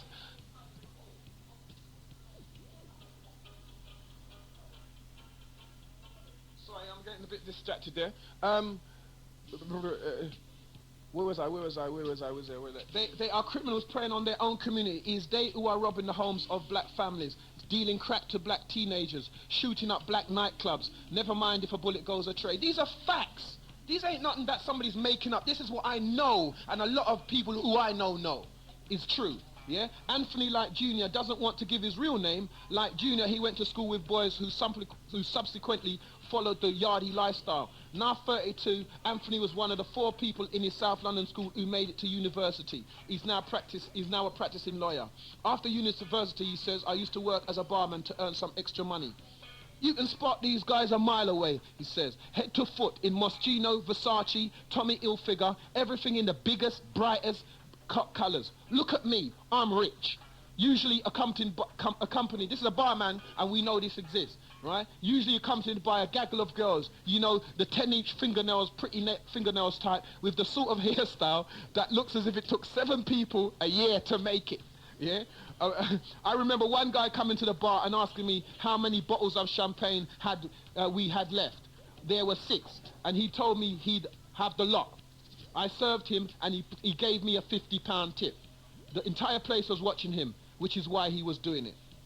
You know what I'm saying? Then there's the accent. My mother comes from Jamaica, but I have never spoke patois. The Jamaican in the house. She hit the roof. She would hit the roof. These boys are born in England and they've got a brutal accent than my mother. Sometimes the power of the yardie seems to reach even beyond the grave. Before he met his violent end behind the counter of Big Baller's ticket agency, little Andy had apparently issued a fatwa meaning like an issue of death, yeah, to be carried out by his friends. It's the thought that Radio 1 rap DJ Tim Westwood had dissed him. It was rumoured that he refused to play some of little Andy's records on the grounds that they were rubbish. Little Andy is said to have told Westwood to stay out of South London or pay the price. On July the 19th, 3 months after Little Andy's murder, Westwood ignored the diktat and went to South London Brockwell Park Festival. he was on his way home, but still in South London, when a motorbike pulled alongside his car in the traffic lights. A pillion rider pulled out a gun and sprayed Westwood's car with bullets. Miraculously, neither Westwood nor his passenger were badly hurt. It is believed that the police have arrested 2 men. Meanwhile, in the war room of the Operation Trident, the work continues. You understand? So that's what I'm saying. All the, like the argument is, I'm saying about some statistics, and then, we would tend to take the argument now to talk about statistics and who is right and who is wrong. And, the discussion isn't even about that. The discussion is about black on black violence. Hello, caller. Name, where you calling from? No, listen. Andy weren't no producer. He didn't put no records out. That's crap what they put there. See? What it was, yeah. Any argument what Andy had with Westwood was, he phoned up Westwood and asked Westwood to play for him. Westwood said he can't because he's signed to Radio 1. And this time, Westwood was keeping all the shows himself in the community, not letting nobody collect nothing. Yeah? It's not like nobody didn't want to pay him, he would have got paid. But he was keeping all the shows, like, if he played in Brixton, he would book the venue and keep it himself. He wouldn't play for no one and tell people that it was Radio 1. And Andy phoned up Radio 1 and asked for free tickets, but it so happens that it wasn't Radio 1's dance. So obviously, him and Andy had a disagreement. And that's what it is. It ain't nothing to do with playing records or anything like that. Yeah? It's all about a disagreement of him not wanting to play for Andy and wanting to keep all the shows for himself. Okay. You see, what I'm saying, what I'm reading here is not what it says, right? And what I'm saying is that whether or not it's true or not, that it's clear that there was a disagreement. What the actual disagreement is about who, like Sista P said, is sometimes you have to be there, you have to be in the place and know what the true definition is. And then people would surmise different things. So whether this woman surmised it or whether she got it from somebody else who surmised it in a different way, I don't know. What I'm doing is reading it. And some parts of what she's saying is true. It also, it also says, once you have a gun, the next step, of course, is to prove you're a man enough to use it. And the London guns are not hard to find. It took me just 3 days to contact a man who offered me a Uzi submachine gun for £250. If I preferred a pair of Derringer pistols for £100. If I wanted a wider selection, I'd have to wait a couple of weeks, so the prices offered were astonishingly low. At £100, the pair of Derringers were in fact cheaper than a brand new mobile phone. You understand what I'm saying? So, if, to me, there's certain issues in there that I know to be true. You understand what I'm saying? It's easy to get hold of guns if you know the right people. Correct. Obviously, you can't go to school or go to, you can't go to Mr. Sweet Shop, man. Have you selling any guns? Do you know where I could get them from? You have to know the right people. So it's not that easy. But if you know the right people, it becomes easy. Yes, do that. Hi, Dennis. I was just about to say, reading her article, a lot of it isn't in quotes, yeah? And a lot of it is very suspect as well. As a journalist myself, yeah, writing, a lot of the stuff that she has isn't even encased with any kind of real research to support it. And the editor knew that. That article was there to shock. I've read it, and I've read some parts of it. And just like anything else, anything that you're determined to get, you can get. It doesn't matter what it is in this society or this community, or if you've travelled to America, buy it in a corner shop, right? Because it's legal over there. As far as I'm concerned, Dennis, right, a lot of the things that are happening and a lot of the things that they're highlighting within the black community is to tar the whole community with the same brush, to make it easier for police officers, right? No, but I mean, for my opinion, right, I can't say for you. You got your own opinion on how you look at things. I look at things... I'm not saying that she said that. I didn't put it in quotes. I didn't even mention her name. I'm just saying the feeling and the sense and the atmosphere of that I feel. And a lot of the things that she said cannot be realistically justified. And I will personally do my own research, right, just to question it. Because it's just like anything else. Every journalist that writes has got an opinion. Any journalist that does stuff, I know journalists that have made up stories. And I'm not going to lie, I know journalists that have gone in mainstream press and added information just for the sake of boosting sales, right, for that particular newspaper. So, I mean, how many times have newspapers been sued? So it's not everything they write about it is absolutely accurate. That's another thing that I want to stress, right? It's not all statistics that are actually researched and given by European institutions are not always accurate either. And that is something that we need to also question. There are lots and lots and lots of questionable things, because for every statistic that is given, there's also another one to disprove it, yeah? So that was just a point I wanted to make. Okay, D? So what I'm saying is this. What I'm saying is this. Oh, no. What I'm saying is this. Yeah. Back to what Jools was saying, because obviously there's a different type of debate going on between me and her right now. What I'm saying, it says also the first Yardie icon was Jamaican reggae star Jimmy Cliff in the classic cult film Harder They Come. Cliff plays a poor boy sick of the humiliations of life at the bottom of the pile with a gun in each hand. He decides to shoot his way to a better life. Now, what I'm saying is that anybody that's a part of, you know, like the Afro-Caribbean society, blah, blah, Jamaican, knows that. That's true. You don't need any research to know that. You get what I'm saying? That's just a matter of fact. You get what I'm saying? So I'm not trying to say, oh, this woman, anyone that knows Doctah X knows what Doctah X particular standpoint is. What I am saying is I'm using the article to evoke debate about the situation. Whether or not, someone can phone in and say there's a slight difference in that thing, whether there's a slight difference in that thing, whether you like what she says or not. I'm not talking about her and her personality and whether she's a journalist or not. I'm reading something that strikes a chord with me and strikes a chord with people like myself and understand that bit to be true. Not whatever bits are not true. Well, you know what I mean? I'm not a journalistic critic. I'm a ghetto-ologist. I'm not about journalistic critic. You get what I'm saying? So that's probably Jools' job. My job is to try and evoke argument from what I've seen written. You know what I'm saying? Whether it's true or not will become according to, like Jools says, how much research you've done and rare. But I can't be all things to all people, and I can't be all people to all men. So that what I'm saying is I'm only doing what I know to be true. When she talks about the fingernails, I know it to be true. When she talks about the guns, I know it to be true. It's not something that I'm going to have to assimilate and think, oh, maybe she's got the facts wrong. I know them things to be true because I come from that area. Just like she knows that the Asians, where she comes from, have a particular problem. Hello, Genesis. Hello, good morning. I ran up a little while ago. I just wanted to know the date of the Daily Mail that this article It was yesterday's one. Okay. Yeah, Thank you very much. The date is the 25th. All right, thanks. Yeah. Bye. Yeah, so that's what I'm saying. So it's not about, I don't really want us to get into an argument about how accurate one is and rare, and white people are painting us like called us earlier on said. We don't really want to get into what white people are doing. The article is there to be analysed and looked at, and we're using it. You get what I'm saying? It says also, anyone who knows Little Andy, would know that Little Andy was a particular member of society, that's if you know him. If you don't know him, you don't even know who they're talking about. So obviously you have to read it what it is. If you know of Andy Balfour, you would know what type of person he was. And it says here in the article, Little Andy Balfour worked in and started around the music business. He started promoting reggae concert in the 80s when he was a teenager. By the time of his death, he had become moderately successful. Unfortunately, along the way, he had upset a lot of people, like anyone else does. In fact, like even D. Rowe does. You get what I'm saying? Early this year, little Andy had realised his dream. He had opened Big Ball as his own ticket agent. All these things are facts. The shop was in Lewisham, South East London, close to Little Andy's 4-bedroom detached house. Facts. Afterwards, everyone agreed that he had made a mistake standing in a shop like that. He was a sitting duck. Anyone who knows Andy would know, and it was a mistake.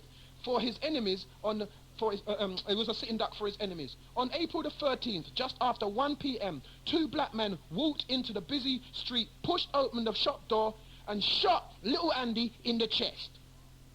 After the murder, the 2 men calmly walked away.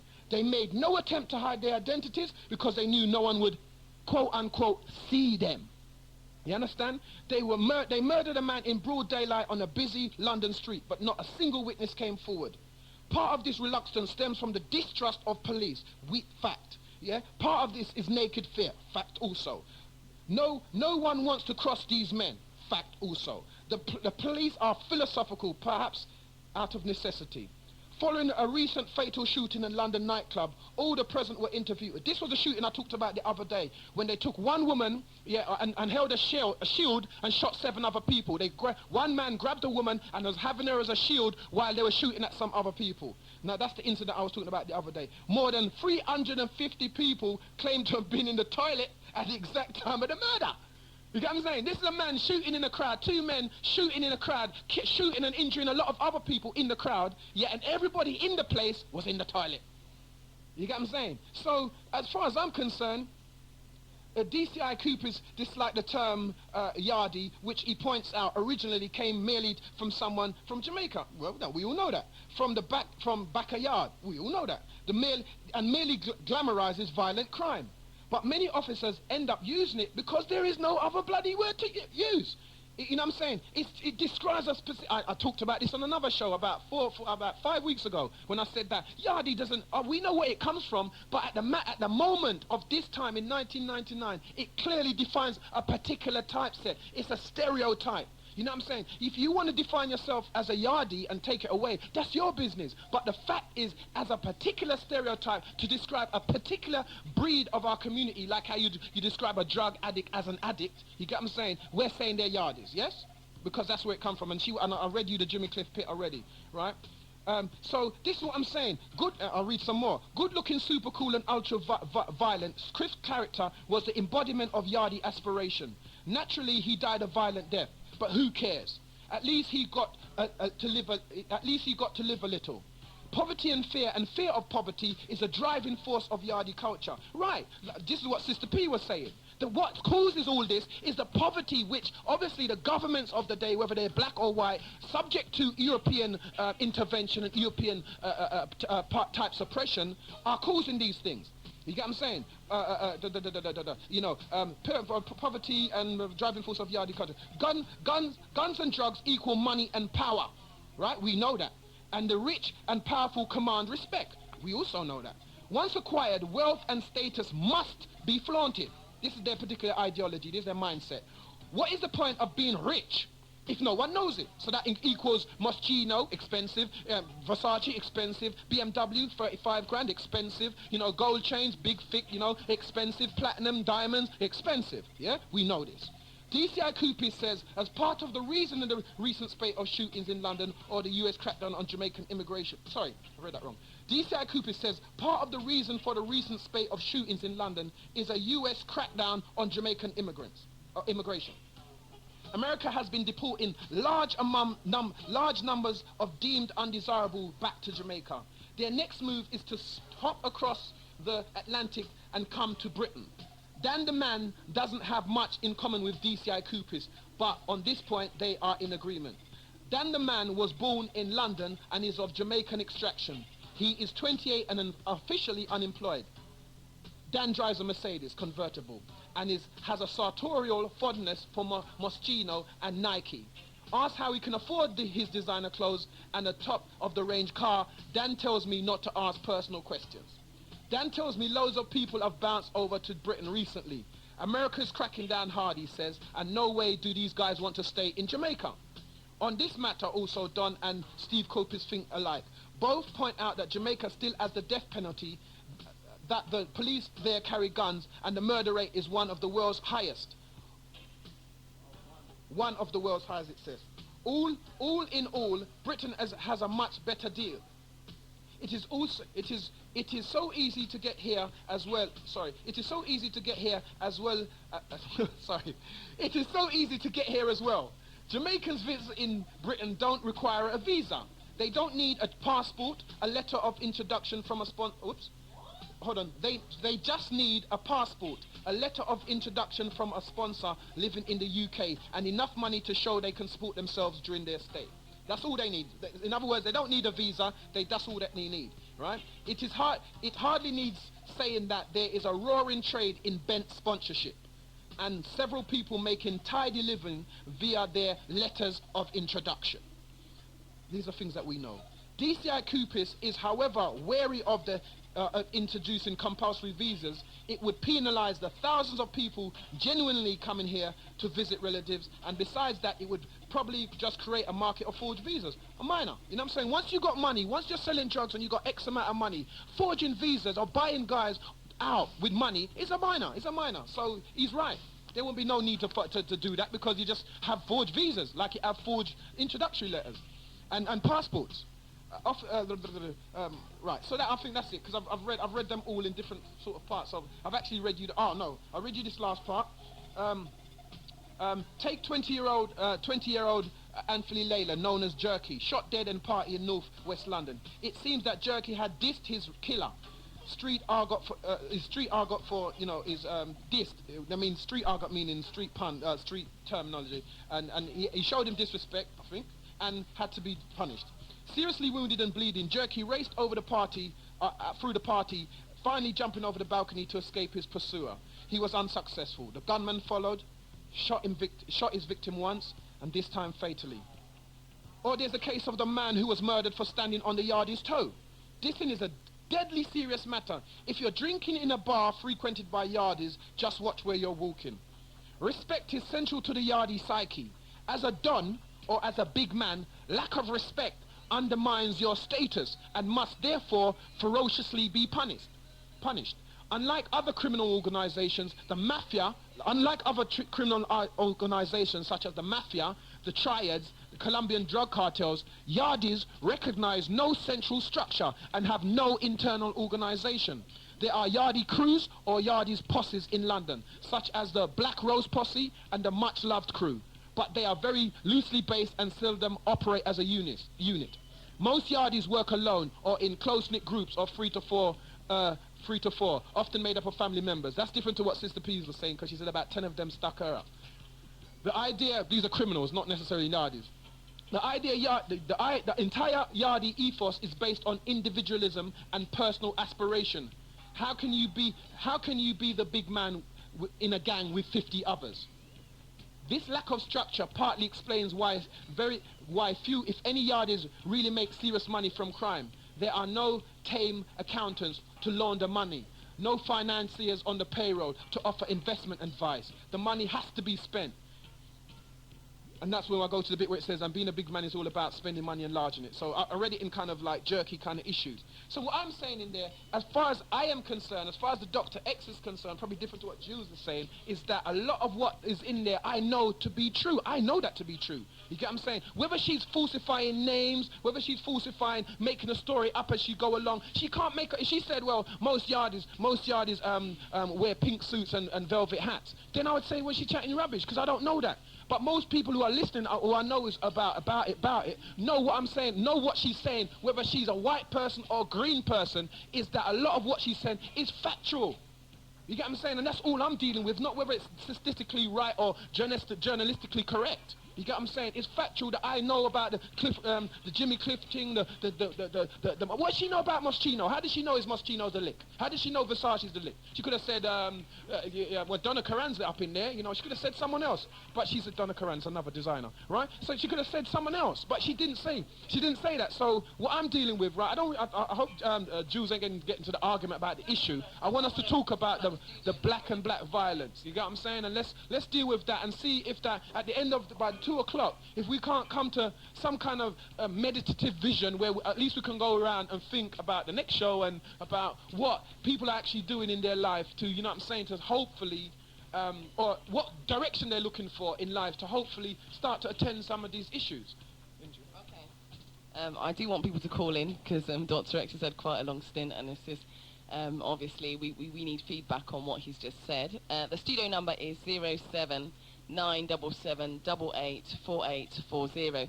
And there is another point I'd just like to make, is that when something happens within our community, I'm not saying that it doesn't need to be addressed by us, right? It needs to be addressed by us, right?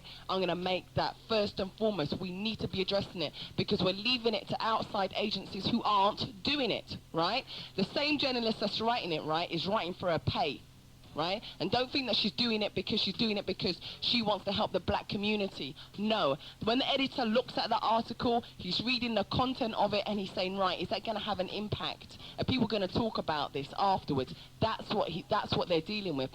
The bottom line is that these members of our community which are doing these crimes, which are causing these crimes, which have these problems, they need to be dealt with. Writing about it and glorifying is not going to help the situation, right? All it does is encourage more young youth to go and buy these kinds of designer clothing. And I mean, the kind that you're talking about, you see every youth you wear every day. In my area, unfortunately, it's something that is worn every day. And all you have to do is have eyes to know that. You don't have to categorize a whole, like, a genre, because it's a genre of children, it's the youth. It's just like when I was young, it was Farrahs. Does that mean that everyone that was wearing Farrahs or that was wearing Kappa tops? No, it doesn't. That's ridiculous. Anyway, the number, I want you to call in on this because essentially it's not about my opinion, it's not about Dr. X's opinion, but it's about your solutions, okay? And we want to hear from the community what to these problems. Why do we have people who are out there getting these guns? Where are they getting the guns from? That's another question, right? These things are coming into our community.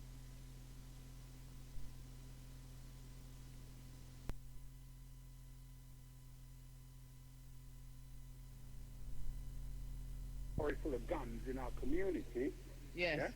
We're the ones who are using it. Oh yeah, but it's just like I'll give you an example. In the war, they gave out food rations. Were you going to eat it, whether you knew it was good for you or not? That's a completely different scenario. No, it's not. It's not because people see that as a way to get food, to get power, to get money, and that's the point I'm making.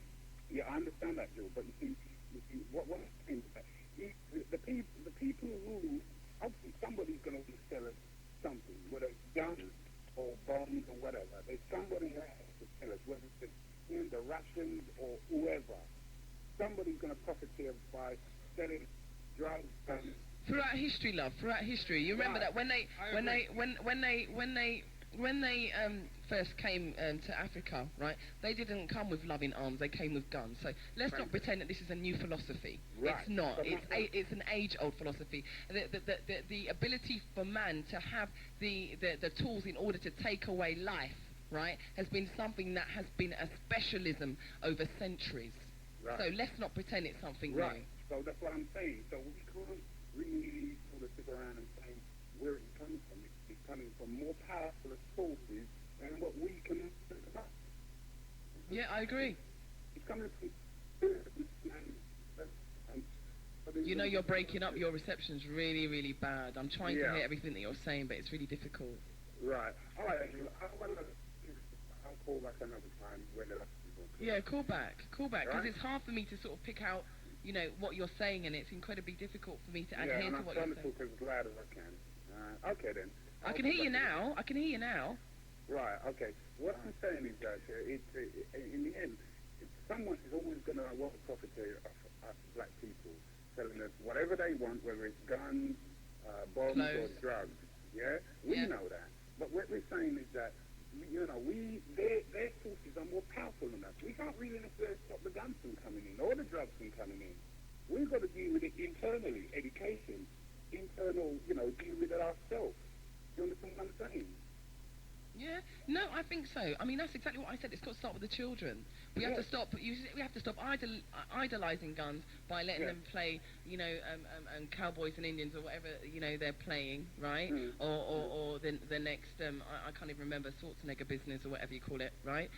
We have to stop idolizing those things. But if you look, even for instance, Star Wars or whatever, right? All those things are the epitome of idolizing violence. Either way you look at it, right? And these things affect our children. If a gun is seen every day on the television by a child, it's seen as normal viewing, right? And it desensitizes it, doesn't it? It's true. It's absolutely true. I mean, see, what I'm saying, what are you going to do? Are we all going to turn our TV off and all throw them out? Of course we're not going to do that. I can't hear you.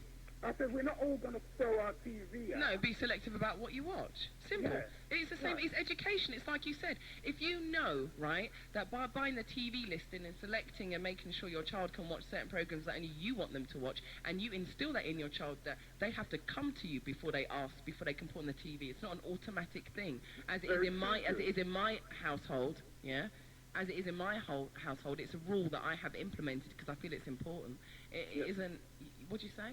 I agree with that. But you see, as I said to you, really, it's all to do with, you know, how we've grown up from birth to our parents. You know, you know, because we can watch all these things on TV. We know we've always been told that this is fire, and we shouldn't put our hands in it. And if we do put our hands in it, you're going to get burned. Right. So what I'm saying, in all these distractions and all these things that we've seen, Chino and all the rest of it, it's fine.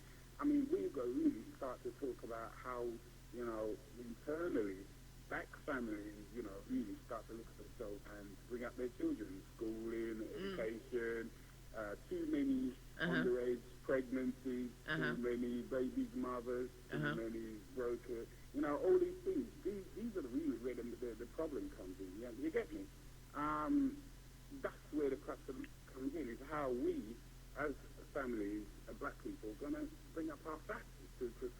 No, I agree. There's always going to be obstacles and things in our way to put us down. You know? Oh, yeah. So Hang on. therefore, how do we get around that? Yeah? Anyway, thanks for time, and I'll let somebody else All right, come in and I just want to add something, and then Doctor X is going to jump in. So yeah, you can put down the phone, save yourself some money. Thank you for your contribution, and I do agree, you know, with what you've just said. I really do, and I do feel as though we do need some kind of an educational situation that needs to be put into place. But I must say that there are organisations that I personally know of. I know LRICS, which is based in East London, are doing a lot to do that, and they work a lot with the youth as well to try and change the perception that is glamorized about what it is to be a man, right, or to be a hard woman, or to be respected within a community, because it is a changing of those their value systems, you know, because at the end of the day, no matter how you look at it, right, and promotion is promotion is promotion, right? And it's going to affect you in some way. Your environment and your society, the society that you live in, affects you, right? And people are socialized by that. What we need to do is to catch the children while they're young. We really, really do. And show them that, you know, these things are happening within our societies and that, you know, it's not good. And when they raise their children, they don't want the same thing to happen. But at the same time, like you said about the guns, oh, they're more powerful. You know, we should just learn that if we put our hand in the fire and our hand gets burnt, that it's not good for us, yeah? But at the end of the day, a lot of people live by the gun because they want to die by the gun. Do you know how many? I mean, another thing that we have prevalent in our community is a very high suicide rate. I'm not talking about the UK. I'm specifically talking about America. It's incredibly high because they don't have any value or quality of life. And this is another thing that I was saying, that I cannot compare one country to another country, or one set of peoples, or one part of Mali, for instance, to one part of Nigeria, because they're two completely different areas, you know. And the point of the matter is, one might be extremely affluent and have lots of money and investment, right? The other part might be very, very poor and have lots of poverty, right? And, you know, there might be a situation where that area might be wealthy with minerals or something, and people feel the need to actually go there and apprehend that. So they cause war, and they put guns and things there and create hatred between people, because sometimes you find that people are fighting, brothers are fighting sisters and so on, because of the fact that they're on different sides. So it is all about this whole mental thing, right, called it's about divide and rule and divide and conquer. And I don't care what anyone says, the gun is the same thing, right? It's just about taking life out so that they can achieve their own aims, you know. I'm glad you've called. I'll take this caller and for the first part, and then I'll hand over to Doctor X. Good afternoon, you're through to Jools and Doctor X on the People's Talk Show here on Genesis 91.6. Hello. Yeah, this is Brother Peter from Peckham. Hello, Peter from Peckham. Yeah, several things I want to bring up. Is there any format of any group of organisations that are actually coming together to deal with the problem? Yeah, there are a number of small organisations which are doing things which do not promote violence, and there's a lot of anti-violence campaigns going on, you know. I remember one particular organisation which was a mixed organisation of black and Asian, which was called New Monitoring Project. Unfortunately, their offices got firebombed, and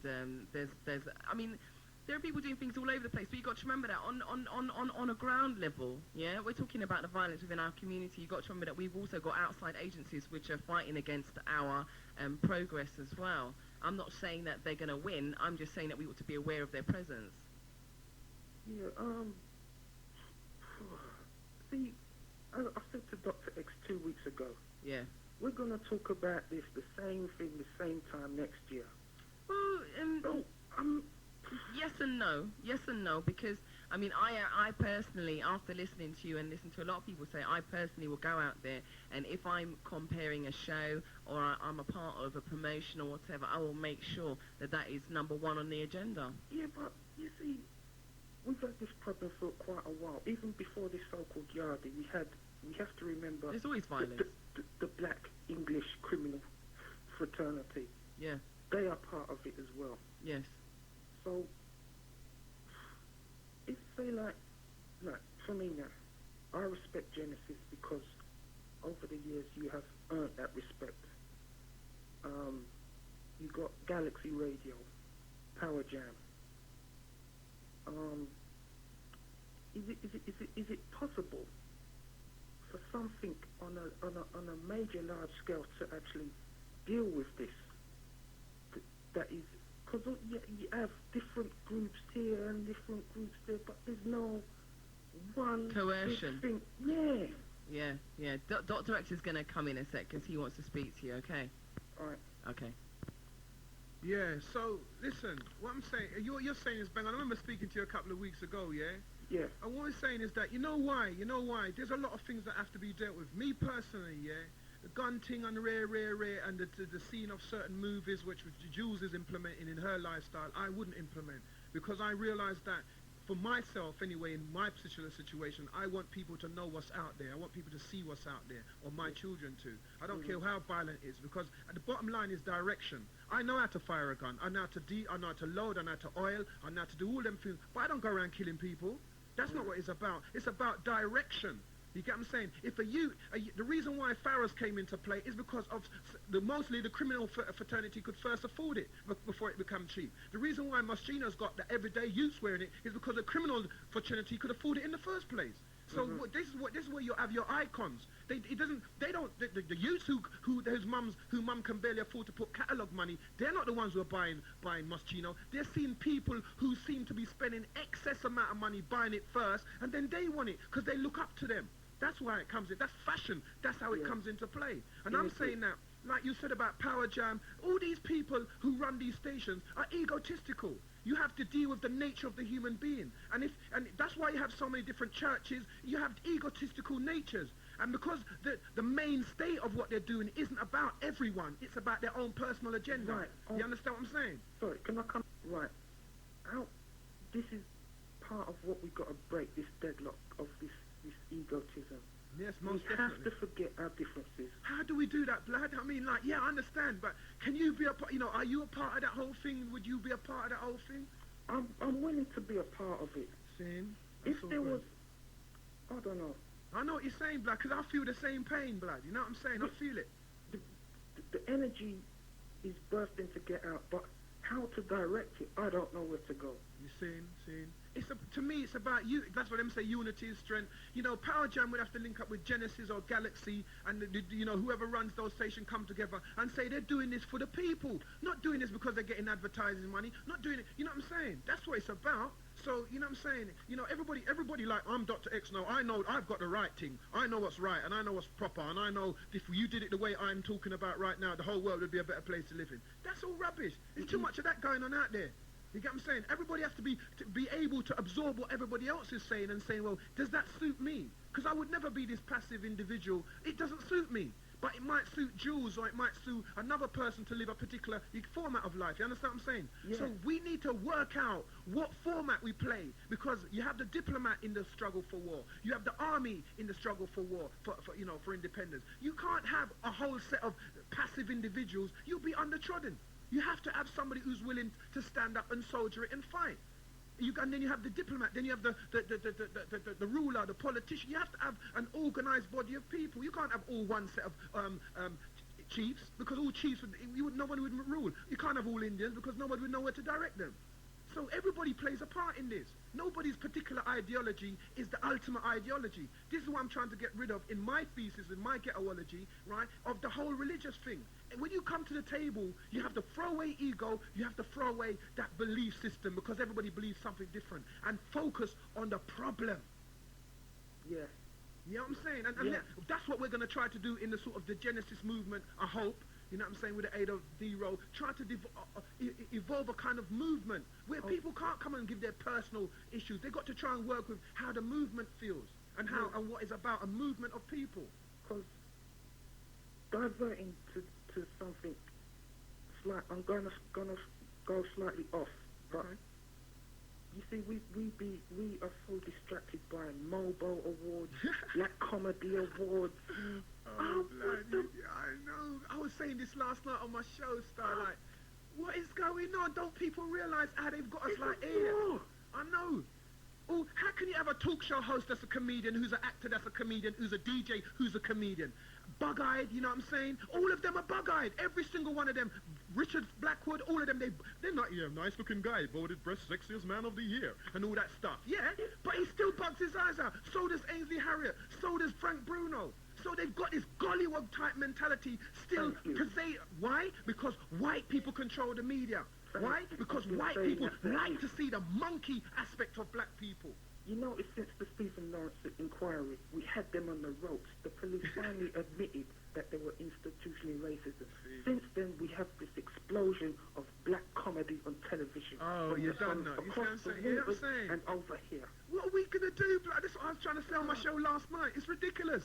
I don't know what can we do? They're controlling us with these joker DJ type comedian, but they're controlling us. So your child, your son or whatever has to grow up looking on television, seeing that the best way forward to get the most notoriety, to get the most famous, is to act like a joker and a fool. That exactly. You know, and the thing is, they're giving a lot of jobs. They're giving, these comedians have got cross-culturalized jobs. They've got DJs, they're hot presenters, they're anything. They present informative and they're all comedians. Don't you see what they're trying to do to us? Jokified people. You know what I'm saying? Jokified. They are, I used that N-word last night, which is what P said earlier on. House N-word. I'm only doing that for Jools, because I don't usually do that. You get what I'm saying? Yeah? Them people there, we have to realize as a people, there is a difference between the mentalities of blacks. We are not all one homogenous black people. You understand? So we need to know as field niggers or field N-word, right, on the ground, what is the difference between us and them? And what is the emulsifying factor? Meaning what makes us culturalize with them? What do they do that we like that they do? And what is it that we do that is against us? Can I make a suggestion? Yeah. I think we need another Black Awareness Day urgently, and this time, no, hold on. I'm listening. No music. No music. Just a serious 2,000 of us do something and try and work something out. Yeah, I get you. I don't want to wait another year for no little one day something. We gotta follow through these sort of things, because we've got this mobile war coming up. They're pushing and pushing and pushing. We on the grassroots level, they scorned us. Oh, you know, blood. That's what I'm saying to them. They're looking at us like dirt now. Yes. So we got to up the fight now. Seen. Respect, man. Up it now. So yeah. I'm listening, blood. No, I'm just agreeing with you, because it's nice to know that people know who they are within the fight. You get what I'm saying? War, man. War. You get what I'm saying? Yeah, because that's what it is. When you're bombarded with bombs, we are bombarded with bombs. Yeah, they're bombing us, pounding us to nothing. We got to up the ante. Yeah, most definitely. Respect. I'm gonna put. Sorry. I'm gonna put that, Peter. I'm gonna put that to D. Rowe, Dennis Rowe. And this time we've got to invite Power Jammer and yeah, let's see if they turn up then. Yeah, respect. Yeah, good. I would agree with that. I think that's a great. See, that's what I like. You get what I'm saying? That's what we're here for. We've got to forget our differences. Yeah, man. Definitely. That's a bang on idea, Star. And I'm gonna definitely put that forward. One last thing I wanna suggest as well. Setting up a development fund. And if there was 1,000 people like myself ready to chip in a grand, I'll be the first to do it. That's £1 million. From that we can start doing something on the ground level. That's true. I'm willing to put, and from that I'm willing to put some money from my own wages each week into some sort of development fund, so that we have a job creation program going on, a school building program going on. I'm willing to cut through the BS and put my money where my mouth is. Respect, man. I don't want to be phoning up this time next year and talking about the same old. Because that is big up, blood. Because yeah, that's what we're on about. You get what I'm saying? That's what I'm saying to D. I'm saying to Jools. That this time I'm not about repeating the whole thing all over again. No. It's got to be another level to move to. We've been doing this for years. You get what I'm saying? So I'm not about to repeat it all again. No. I've got tapes on all different kinds of subjects, from sex to this to that. I'm not going to have a whole another set of tapes that repeat themselves all in the year 2000 again, and then back again. No, I don't think so. Because we've been saying it's 1995, black on black violence in the community. 1996, black on black violence in the community. 97, 98, 99. Worse. Yeah, worse. Not better. Worse. All the talk, all the organisations that about. Some of these organisations they don't understand the psychology of the roots, the urban black youth. Because they learn, remember, most of them, it's young them learning, they're learning Freud-type psychology because they've been taught by European books. There's Cuban psychology, there's Cuban philosophy, there's Eastern philosophy, there's Chinese philosophy, there's Indian. There's so much, you get what I'm saying? But we're only focusing on theirs, and their one is the oppressive one to us in the first place. You understand? So a lot of these people who are setting up these African sort of organisations, their philosophy is all European. It's not about if Mr. Cho or whatever I say, you get what I'm saying? It's like, oh God, you've done something really, you committed a major sin. Which, as somebody who you must understand where I come from, you have to learn to understand it, learn to redirect my anger, learn to know what I'm doing. That's what, not to tell me that I shouldn't exist and then move over there and don't do that. That's what white people do. You know what I'm saying? That's what the system does to you. It oppresses you. So I can't be myself. That's why so many of them youths are looking towards these gangsters for sense of rebelliousness and freedom. They don't find no freedom in their mum saying, sit down, keep your mouth quiet, don't do this, don't do that. They don't find no freedom in that. They find freedom in rebelling because they know that the system is oppressive. The school teachers are oppressive to them. People, their mothers and fathers won't believe them when they come home and tell that the teacher does not like them. He's a teacher. They know that. These are human beings. But the teacher, they take side of the teacher. Or the mother, father's too busy working, going about. They've got no time for the child. And the child has to become an adult. I used to be a child. You used to be a child. Everybody here used to be a child. And right now, they're studying about children. You mean to say you can't remember what you was when you was a child, that you need to study how it was to be a child? God, what's going on? You get me, bloody? So it's about... mix up, my God. Yeah, man. It's like what? At this mess.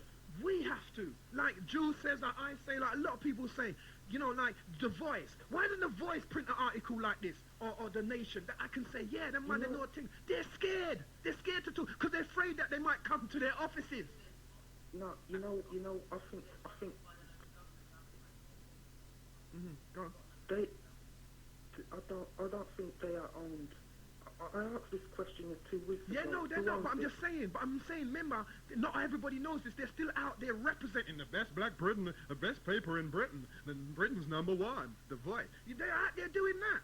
So, unless somebody can, start to get the #1 off of them and say, well, you're not representing us, really. Remember, that's how they're presenting themselves. So the person who's not in the know is going, yeah, I'm going to be black today, I'm going to buy myself a voice. I'm going to be black today, I'm going to buy the New Nation. And they're going to read stuff that doesn't, that's not even, look at the debate look at the fire that's happened between me and Jools over this article because of a belief pattern. Yes, it is there to fire up, but the black people are scared to fire people up.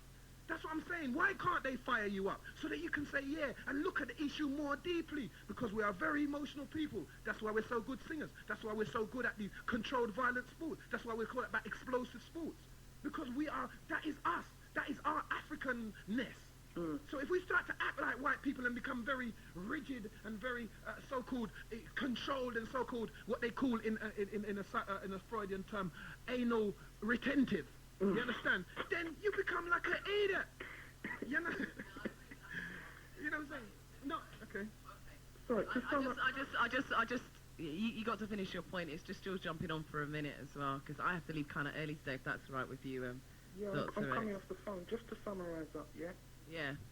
We definitely need the Black Awareness Day Part 2 urgently. And this time it has got to be on the violence and sort of setting up some sort of economic development fund. Yeah. Another thing, last thing, Power Jam and Galaxy and other organisations, we have really got to put our egos aside and deal with this a life and death situation. All right, peace. Peace and love. Thank you very much for your contribution. Respect. Yeah. Absolutely. Absolutely. Raised some very valid points. And the fact is that, I mean, sometimes I say to myself, the first time I used a gun, and yes, I have fired a gun, Jools has fired a gun, is when I went to Army Cadets when I was younger. I'm going to take this call. Hello, you're through to Genesis 91.6. This is Jools and Doctah X on the People's Talk Show. What contribution would you like to make? Good afternoon. I just was a big man that was just speaking a while ago. So, yeah, speak up a tiny weeny bit for me, because I'm having a few problems in this Hey, studio. the last caller there was a big man. Yes, Peter. We're losing you. You're scrambling. I just looked at a speaker. Yeah. Call back in a minute. Is that okay? Thank you. Because I can't hear you, and I really want to hear your point. I'm sure it's valid. There we go. That was all scrambled, so I need you to call and say what you said again. Let's see if that's you, caller. Hello, caller. What's your name? Galaxy Radio, the enemy. Oh! We're not saying you're the enemy. Hello? Galaxy... Oh, Galaxy Radio is the enemy. Oh, I don't know. I didn't get that. I'm not, I wasn't with that. I don't know if we're with that kind of argument that they are the enemy. What we're saying that... Is that what you said, though? Yeah. That's are you sure? Said, yeah, I'm positive. Okay. Yeah. Well, we're not sure. We're not sure whether that we can say that they are the enemy. What we can say is that we need to find out who the enemy is. You can't just say it without no proof of we haven't been at a table. We haven't been anywhere to say, oh, Galaxy Radio. Discussion with Galaxy. We offered you this or we showed you that, so we know that you're not for the cause. You know what I'm saying? That might be a viewpoint, but in order to prove the viewpoint, something has to happen, like Peter said. And I heard of some bits of what that other caller was saying. You're saying that that man who called, which was Peter, is a big man. I think that's what I heard him say. But, I mean, I'm sorry, it's all about unification, isn't it, really? I mean, the bottom line is that it is about unification, because we are, oh, God, we're just so separated. I mean, all of us. You know, when I said God, I do refer to X.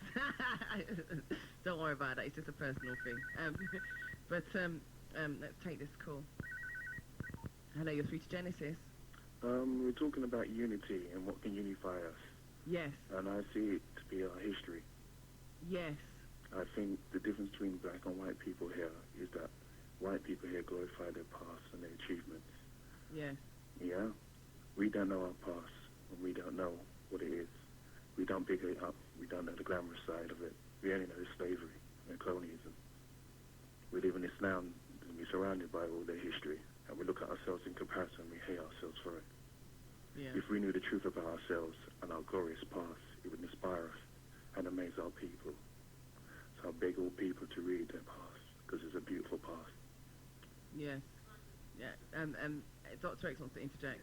What I'm saying is that, any race, remember, we're captured by a race of people, and any race that has been captured throughout history always admires the power of the structure that they're captured in.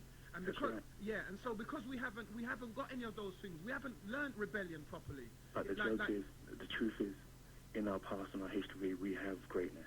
No and doubt, that's what I'm saying. no doubt. If people realize that our history isn't just slavery, if our history was no doubt. that we are the first civilizations in this world. This is all out there for us to see and read. Yeah, I beg people to read the history book, because it will unify us. It'll make you realize that we are great people. Yeah, we're not the greatest. But a lot of us do know that, but we don't. I don't think, because it's not taught in the schools. No doubt, but what I'm saying it's not taught in the schools. Like you said, it starts with the children. That's it's not true. taught in the schools. That's I work in the schools. That's it's not true. taught in the schools. Definitely not. I know that. If the cycle starts there, the cycle of hatred starts there, because we only learn the history. Why do you think England was so big and powerful? This little country was so big and powerful because we relied. And why do you think we look around us? We're just living their history. We're living their past. Because we are captured by them. It's true, but what I'm saying to you is that we have to first then rebel first. But you can't just start to do stuff that hasn't got nothing to do with rebellion. Let me say something, but you can't rebel unless you know what you're rebelling against, and that's what I'm saying. You have to have the ammunition of knowing yourself. And that's what I'm saying. When we know ourselves, then we can rebel. But this is what I'm saying to you, but in order, I understand that you're saying, right? But in order to rebel, and in order to know yourself, you first have to rebel against something, even if you don't know what it is. You're saying you can't rebel unless you know what you're rebelling. The youths, what I tried to explain earlier, are rebelling. And because they're rebelling in such a way, the direction which they're rebelling in is making them look towards gangsters and stuff like that. But that's exactly what I'm saying. Right. Because the point is not.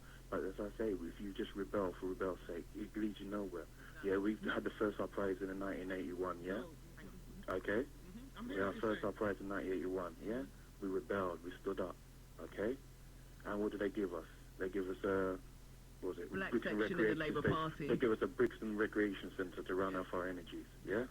Again, like the brother said before, the McPherson report exposed them, like the Scarman report before exposed them. The McPherson report exposed them for what they are. He showed them institutional racism. And like the brother pointed out, what did they give us? Bumbling, black, bug-eyed comedians.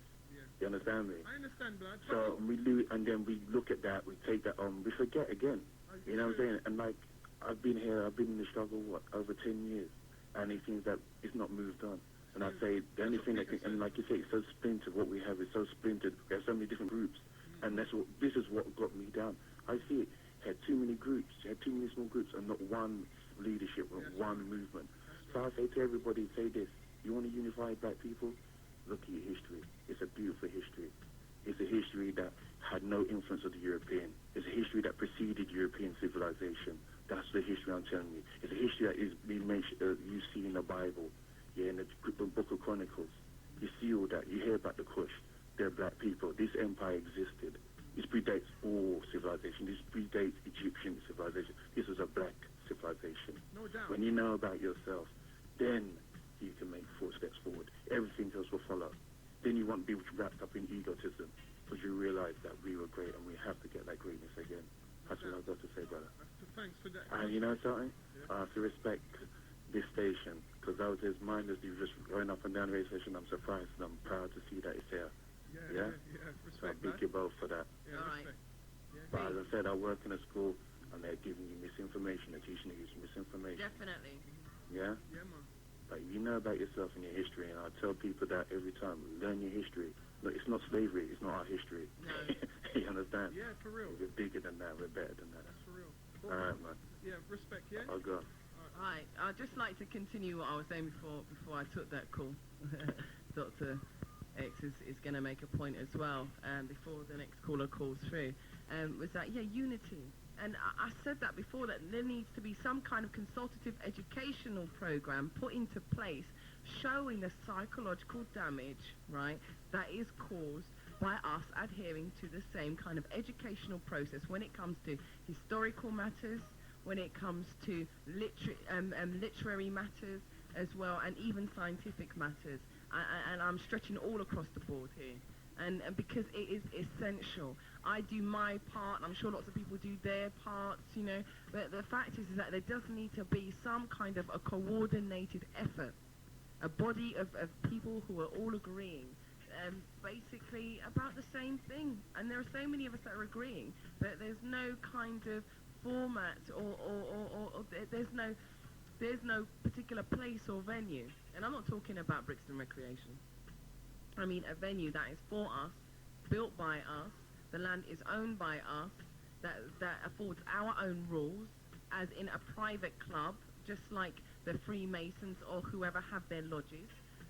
Where are our organisations? And furthermore, without the support of these black so-called media advertising, right, these things, and other radio stations advertising these things and pulling the community together, it's still going to be very stranded. And this is the thing, it's just like anything, once it's strayed, it's spread. And to just emphasise what you said about knowing our history, that is so essential. So essential. I mean, I didn't know a lot about African history until I got a lot older. I learnt the basics and the foundation from my parents, but then I followed it up with my own interest. A lot of the time, a lot of the youth of today are becoming disinterested in their own cultural history because they are ashamed, or because of inner hatred, because they're in these environments where they're surrounded and they are the minority in these environments, right? And also the violence that's happening in the community also stems from a lot of the time school bullying. Yeah? And I've got to make this clear. I know someone that was nearly died because they were bullied in school, right, by these white boys. He then went on to bully his own, don't get me wrong, but it started because he lost his spleen when he was bullied, and because he felt powerless, because his black friends felt powerless to help him. So it twisted. So everyone has different life experiences that makes them go a certain way. What we have to do, what I feel as a community, and I mean every strand of community, is every single incident we see, we have to address it. right? And I'm not talking about allowing the white media to address our problems for us. It's not about them identifying, it's about us identifying. That is the reason why I take issue with a lot of what the media have to report about black incidents, because they're not quick enough to report, you know, the black things that we have achieved. And there are so many achievements that we have made throughout history, right? And they're never highlighted in the press. Never, right? This is just a point that I personally felt throughout the show that I had to make. I know Doctah X has got lots of things to say as well, but I'm actually going to leave him on his own towards the end of the show, if he's all right with that, if you're not too bad with that. Is all right? Well, so I'm going to have to leave you a bit early. All right. You're through to Genesis 91.6. This is probably the last call that I'll be taking. It's going up to 2 o'clock. It's just gone 25 to 2. What's your name and where are you calling from? My name is Joseph, calling from Camel Green. Hello, Joseph. Thank you for calling. No, it's between both of you and the Doctah X. I believe we have agent provocateur in the black community. Yes. I think this is what's going on. Yes. You see... Who's we? You mean, when I say agent provocateur in the black community? Who? Who Black are guys, the agents that are the provocateurs within our community? You have black guys who are working with the state to undermine black people in this country. I think so. So let me just reiterate, just for clarity's sake, what you're saying is that there are black people that are on a state... The criminal element. Right, all right, the criminal element, right, Working as of agent our provocateur. community, some elements of our community, right, establish themselves by controlling council estates. No. Is that what you were saying? No. No, I couldn't hear you. So can you repeat that? I'm doing it for clarity's sake, 'cause I didn't hear you, and neither did Doctah X for that matter. Yes. You have agent provocateur. To me, this is a war really now, you know. Yes. Where you have agents working for the state. Oh yes, that's exactly what we said. Scotland Yardies. That's what we. If you missed the beginning of the show, we actually pointed out Scotland Yardies as another caller had called in to say. Undermine the achievement of black people. Absolutely. It's just to slow down the process of upliftment. Absolutely. Because remember, I know, say the McPherson report, then you have a great period of killing, diversion. Yes. The killing, you know, the whole for diversion is cost, you know. I know. This is the whole thing about it. And to me, it has something to do with the state. Because I remember, and it's going right back, say, in the 70s. Take, for instance, all of Brixton. Those things were put into place also 25 years ago, 30 years ago. When you have the council, the Labour Council in Brixton, bring off a policy of redevelopment in certain areas. Yeah. And encourage black women, black people, them to sell them house. See, yes. All £8,000 off Stockwell Road, 1973-74. And millions of those people sell them house and go live in Streatham and Mitchell. I know that go ahead, I'm listening. Right? Yeah. And sorry, 1 second. Was you on the station before? Did you a couple of weeks ago when you were talking about them selling houses in Brixton? Yes. Okay, Andrew. Is it Andrew? No. What's your name, sorry? Joseph. Joseph, okay. Yes. Sorry. Yeah, continue. You see, and in Brixton now, I once have a shop in Brixton. Yeah. Right? And it was broken into. Yes. In the morning. Yeah. And I went to the police station and reported it. And the police turned up about 5:30 in the evening. Yeah. From 7 o'clock in the morning, 5:30 in the evening. Oh, yeah, I mean, they're renowned for things like that, but anyway. And so what I do, I make some investigation myself. Yes. And I saw some of the things, in the back of a car. And a friend of mine, about 12 o'clock in the afternoon, go out and saw the guy, take him to Brixton police station. Yeah. And make a citizen arrest. That's right. The police arrest the guy 12 o'clock. Yeah. And about 2 o'clock, they bring back some of the goods to me. Yeah. They bring back 2 pieces of the goods. Over about £7,000 of stuff was stolen. No. Yes, and they bring back 2. 1978. They should have it on record. Yes. And I telephoned Scotland Yard and Scotland Yard said it can't happen. They send detectives down my business place, right, just to make me feel good. Mm. Right? And not only that, the black guy who me take to police station in the 12 o'clock. Then I come back out of my business place about 7:30 in the night. Yeah. You see, want to come terrorize me. Yeah. Right? And those guys, to me, are agent provocateur. Majority of them guys, right, you find out now, they come from Bristol, yes, Nottingham, yes, Manchester. Yes. Some of them guys, they don't know work. And they're just filter into the system. You see, they're working with the system. They're working with the police to undermine anything which is black, we see any kind of constructiveness, to undermine it. There are conspirators, or, you know, what some people call Judases, and there are so many, we got so many people within our community, right? Like I said, that work against us. It's about identifying those people and knowing what they're doing, right?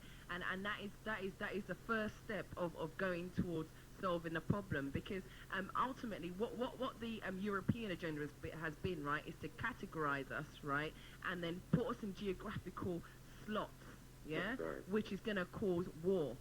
Any time you get a group, split them, right, give one authority and take authority away from one, and you're going to find what happens. Any kind of group. You don't have to be a huge psychologist to know that, yeah, and that's what they've been doing within our community, and they've started from young. Teachers treat dark-skinned children different to light-skinned children, right? You don't find that you've got many male black teachers, right? And I'm talking male, I'm specifying the male, because I know there's female, but not many mindset. I'm not talking about the ones that, you know, are black pretending to be white. I'm talking about the black that are proud to be black, and are aware of their history and their culture, right? And are proud of being what they're being, and they're there to try and help the youth. That's what I'm talking about. Yes, and we need more organization. Like in the 70s, you have Black Panther, you have Buff, you have many more, 12. Were they successful? This is another question. Do we have to take strands from the best aspects of all those organizations? That's what I want to ask you. Or do we have to follow straight down the same road? No, we don't. Time change now. Time change. Yeah, exactly, my point. Whenever time you have black people organized, you find that there's less problem. There's less problem because the member of the organization always know the community. Yeah. And know the criminal element in the community. Yeah. To give out a vibes and tell them what's going on. Yeah. You see, one of the problems now, you have no organization. To disseminate the information down, yeah. You see, one of the problems now, they deliberately destroy the black people organization, you know, the police, you know. Yes. Look, if you go right back from 1970 onwards, they deliberately destroy the organization. Yeah, we know that. I mean, the peelers, right, when jails were called Goal, right, we're all aware, right? Remember this country operated on a feudal system, right? And we mustn't forget the history of this country, right? It's got a dirty, nasty history, right? And people ought not to forget that. I mean, violence has started and has been entrenched within this country, right? From around, I don't know, let's say 11 centuries ago. That is what this country is renowned for. Kings and queens cut off each other's heads, right? And turn mad and murder people, mass murder, right? They have torture chambers in their yard. Listen, we have to start understanding, right? We really do need to start overstanding them, right? The fact is that it's not about that. It's about knowing, right, that the behavior, right, that is going on and that is being taught. Because remember, the same English history and showing that violence is all right is being taught in schools from young. True. Right? It's being taught in schools from young. When you're learning about Roman history, you're not learning about the looting and the killing and what they did to all the African, all the indigenous Africans that were there. Yeah, they're not talking about that when they're teaching that in school, and that is part of the curriculum, and I know so because I have to teach my child different when she comes home from school. But I have got the time to do that. A lot of parents don't have the time to do that, and the little after-school clubs that they're running, they're playing games in football. Yes. They're not educating the youth. They're playing games in football. A job creation too, you know. It's a job creation too. Well, that's what I'm saying. To spend some of the money them, allocate. It's a part of our system. Yeah, but it's the organisation that goes for the funding, because the organisations that go for the funding, that get the funding, have got a certain criteria upon which they are funded, so therefore they have to work within that criteria. And black people are too afraid to say, look, this is specific for my people, to help my people, for this particular specific cause. A lot of people are too afraid to actually, you know, when they're applying, actually specify that, because they're afraid that they won't get it, because they're not offering an equal opportunity. And do you think, for instance, we're developing a kind of South African mentality during apartheid days? You don't fight, you just sit back. That's what I noticed coming on in the year. Well, it's because passive. There's a lot of people now, I noticed coming in the year, right? Different type of people. I talked to a guy a couple of weeks ago, he come from, he was in France. Yeah. One of them French African colony. The guy tell me, I'm surprised to see a black man I drive the bus. I asked him, where you going now with? I said, man, black man been driving bus on Jamaica family. Him saying a French black man don't do nothing apart from sweep the underground. Yeah. I was shocked. And all these people idolize the French. Yeah. So I can't understand what's really going on. Yeah. Well, I mean, like I said, you got so many shallow and stupid people out there, right? And I ain't gonna deny it, yeah. We got a lot of shallow and stupid people within our community, right? At the end of the day, I've been to loads of countries and I've seen black people operate in all different things, right? It's all about us realizing our potential, right? Our group potential, right? And there's nothing that we can't do or achieve because we are the originators. And I don't care what anyone has to say. People can disagree with me till the cows come home. Yeah, my knowledge and what has taught me is that the fact that we have got such a rich existence and history, and everything that is in place today, even the technology that we're speaking over, right, was mastered, right, and researched, right, by black minds. Yeah, and we have to acknowledge that at every turning point, because that's the only way we're going to go forward, is by acknowledging our greatness.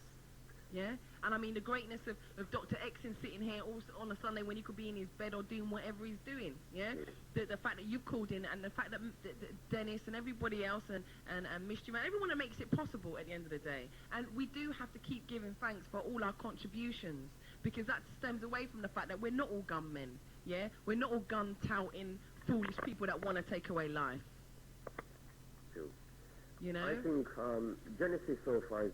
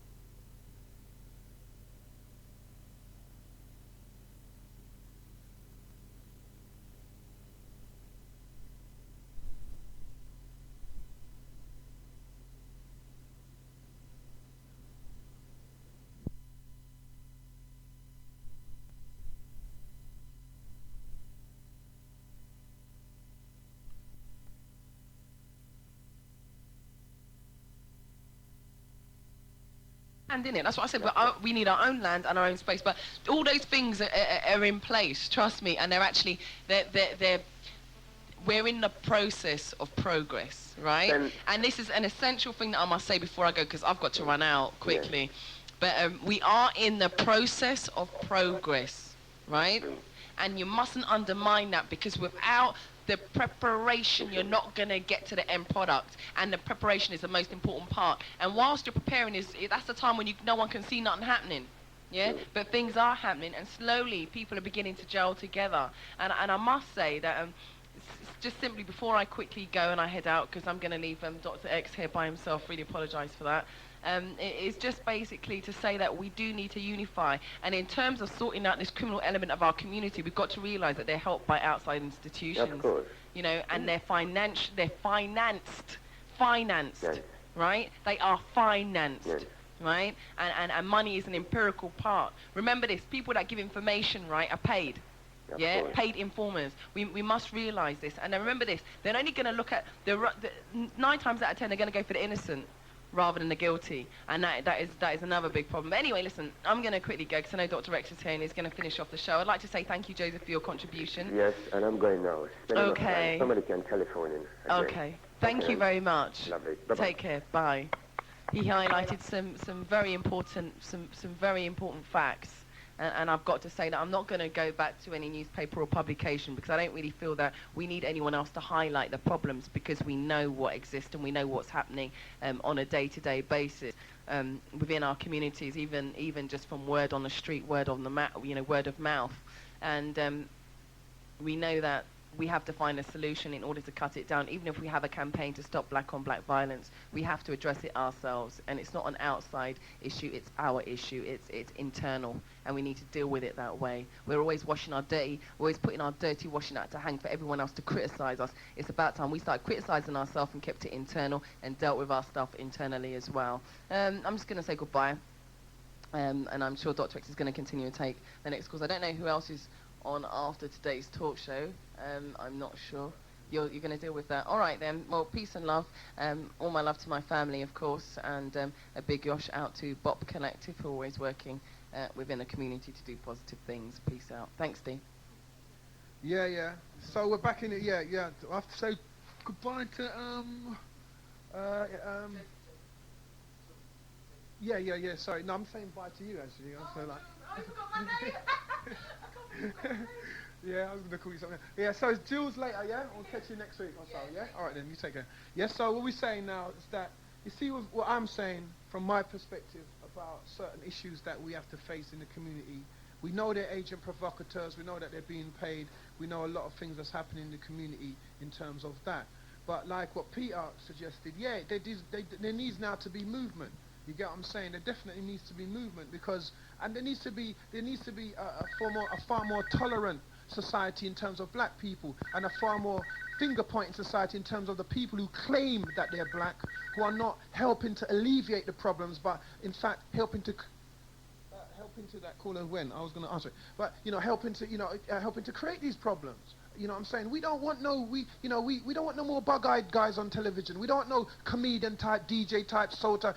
Have a comedian if he's a comedian. Have a DJ if he's a DJ. Have a presenter. We don't want all one whole set of, every time my child looks at the telly, they see just bug-eyed, Ainsley Harriott type, monkey-looking comedians. You get what I'm saying? We don't want that. We want, and in order to not to have that, we have to stand up for ourselves.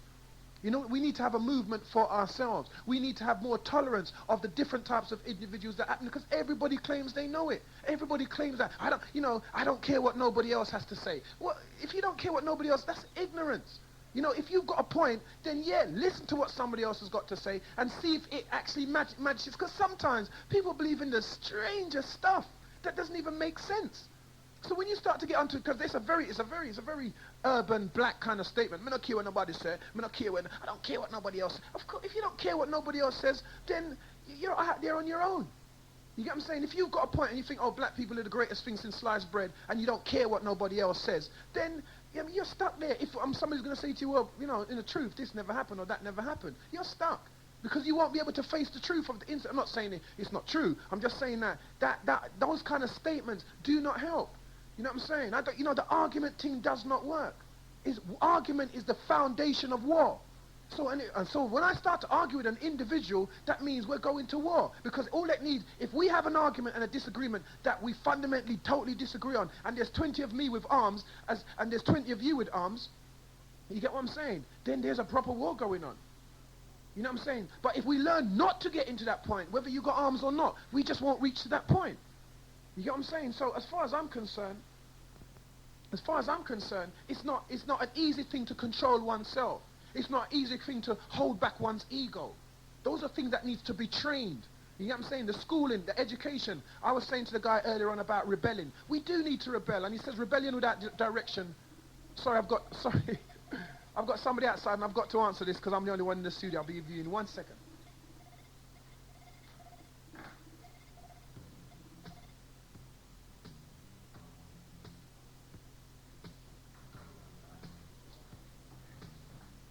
Yeah, so back again. So I was saying, where was I? Yeah. So Yeah, the argument thing, I was saying about the argument thing, we can't get into the state of mind where, you know, arguments seem to only be the only way out, you know what I'm saying? Because like I said, it creates war. So we need to start to, like, put that aside. And we need to have what I would call coolers in situations where, you know, people, instead of, you know, 'cause you know black people love this thing called wind up, and, you know, well, they learn it from the Europeans and all that, where you, instead of taking the fire out of taking the fuel away from the fire, you add the fuel to make it blaze higher. You know, and unless there's a positive element in that, then you shouldn't be doing that. You should find a way to say, all right then, we're on the same side, we're going to deal with that. So although you believe that God is this, or you believe that whatever is that, or whatever, I'm still dealing with this element of the argument, and forget about that one, because that's a totally another argument. You know what I'm saying? Because that's how, if you notice, a lot of us have conversations in like bars or in your home, and you start talking about one thing, somebody holds on to a particular issue in the argument, and you end up talking about something totally different. Totally different. And then the argument, who's right and who's wrong, and you know what I'm saying? And that's all them things that need to be ironed out, need to be looked upon in our community egotistically. We need to check ourselves.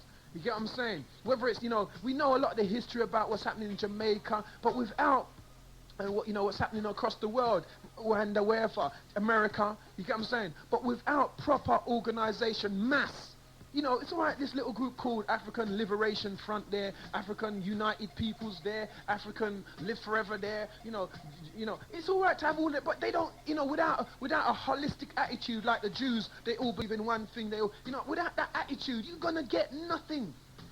You know what I'm saying? As far as I'm concerned, and washing your linen in public or what, to me, all I need to know is that it's out there and people are able to say, well, boy, it's about time we start to deal with this. What am I doing for the community? You get what I'm saying? So that when somebody writes an issue like that, we can have somebody in another paper like The Nation, or maybe not even them two sellout papers, but another newspaper that, you know, that is probably more, you know, black orientated, that will come and contradict her journalistically. We won't need to have that argument. You get what I'm saying? Because they'll say, well, what she said about that is wrong, what she said about that is totally incorrect, and rare. I've got to read these papers, we as black people got to read these papers, as well as the once a week New Nation, because we don't have no everyday a week black paper. You know what I'm saying? Because I don't know whether they can afford it, when they can motivate the whatever. You can't have it, because then it might seem too racist, and then you'll see government issues start to come up in your paper and all that, because they're saying, well, you know, you're excluding us, and you're in our country after all. You know what I'm saying? So as far as I'm concerned, you know, I don't want people to think that I think I know it all or I've got the answer. But the issues are there to be debated. The issues are there to find the solution. Like Peter said, there's no good you know this time next year I'm saying the same thing. You know what I'm saying? Little tiny little organizations are only good if the seed can grow into a massive tree. These seeds that are planted all over the place, they don't grow into anything. They grow into some little bush, and then somebody comes and treads on it. You know, you got undisciplined controllers of these organizations. They take the money and they spend it on holiday. They take the money and they don't account for the money properly. All sorts of manners of treachery that they commit in these organizations in the name of African unity, or in the name of, you know, they steal money. They misrepresent funds, all kinds of things. You get what I'm saying? And all those things have to be looked at first before you start another organization. Look where all the organizations have failed and pick up from there. Look at what the house niggers are doing to the community, because they are a part of the system. They need to be, that's cool, but what? What are they doing for the, like Peter said, the roots people? Not everybody can consider themselves to be roots people, because I don't know if they would. But in terms of people who like to be black, who like to eat rice and peas on Sunday, don't want to go and have a 3-course meal here or there, who like to have whatever their, you know, whether it's marby, whether it's sour sap, whatever your traditional stuff is. You get what I'm saying? Whether it's fufu, it doesn't matter what it is. If you like to have what you like to have, you shouldn't be ashamed of it. So then you have to start to act like a white person, and talk like a work person, and live like a work person, and marry into a white person. That's weakness. But I mean, again, there's love in that too, so you can't say it's all weakness. There's a whole heap of scenarios in that. But what I'm saying is that, you know what I'm saying, at the end of the day, we have been captured by a race of people. Yes, we are being captured. We are incarcerated by a race of people. Our mothers and fathers, in terms of the West Indies, were brought here to work. They weren't brought here because of the color of their skin or because of the generosity of their character. They were brought here to work. So that's what we are, the legacy of those people. You get what I'm saying? So unless you do have an organization, yeah, unless you do set up something that is what you call strong and has a lot of integrity inbuilt.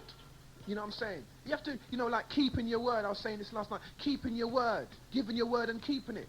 You know what I'm saying? You know, there's a thing about this timekeeping. You know what I'm saying? As long as you keep your word, as long as you know what time is, as long as you know what time do. But when you live in a very linear European world, you start to work at everything should be done the way they do things.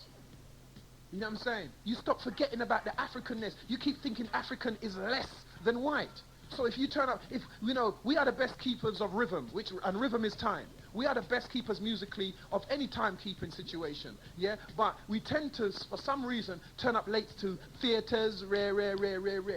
You know what I'm saying? And then we say, well, we're bloody useless. But if we have to work like a slave for the white man, a lot of us has to be on time. But when it comes to our own events, even when you're having your barbecue at home or your birthday party at home, your sister turn up late, your mother turn up, yeah, because it is, I don't know. You know, does it mean that we shouldn't, you know, respect what we're about? Or should we just 24/7 be working towards the European concept of things? You know what I'm saying? It's so endemic. Is it actually a failure, or is it, or what is it? Is it a failure of the human being, of the Africans, or is it a lack of discipline? Have we looked into these things? You get what I'm saying? Have we questioned these things, or does everybody sit in their yard and say, "Boy, black people, you can't rely upon them because them always late"? If you don't have no in-depth look and no thrashing out of those particular idiosyncrasies, yeah, then how are you going to know what you think about black people is actually correct? Because to know about an engine of a car and it's not working, you've got to know a bit about the engine to know if it's working properly. You can't just say, well, it didn't start today. That's because the carburetor has misplaced itself with the engine compartments of the rear end. And you don't know what you're talking about. You're just making a statement because you know the car has got a carburetor. So because you know that black people are late, or because you know that there's a timekeeping slot that we need to keep to and we can keep to it, you think that, oh yeah, people will start saying, yeah, black people, you can't rely on them because they're this and they're that and they're whatnot. You know what I'm saying? It's all about learning what is.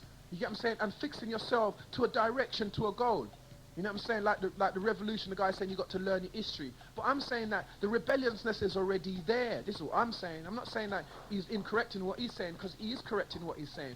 But the point that I'm making is to look at the rebellion that's already there. The rebellion can't now just be turned to books. You have to find a way to redirect that set of people who have already rebelled, redirect them or leave them out. Redirect that rebellion, then you can then say behind them, because of the redirection of that level of rebellion, who's coming behind them can then be directed towards the books. I've got to go for another minute and answer the door.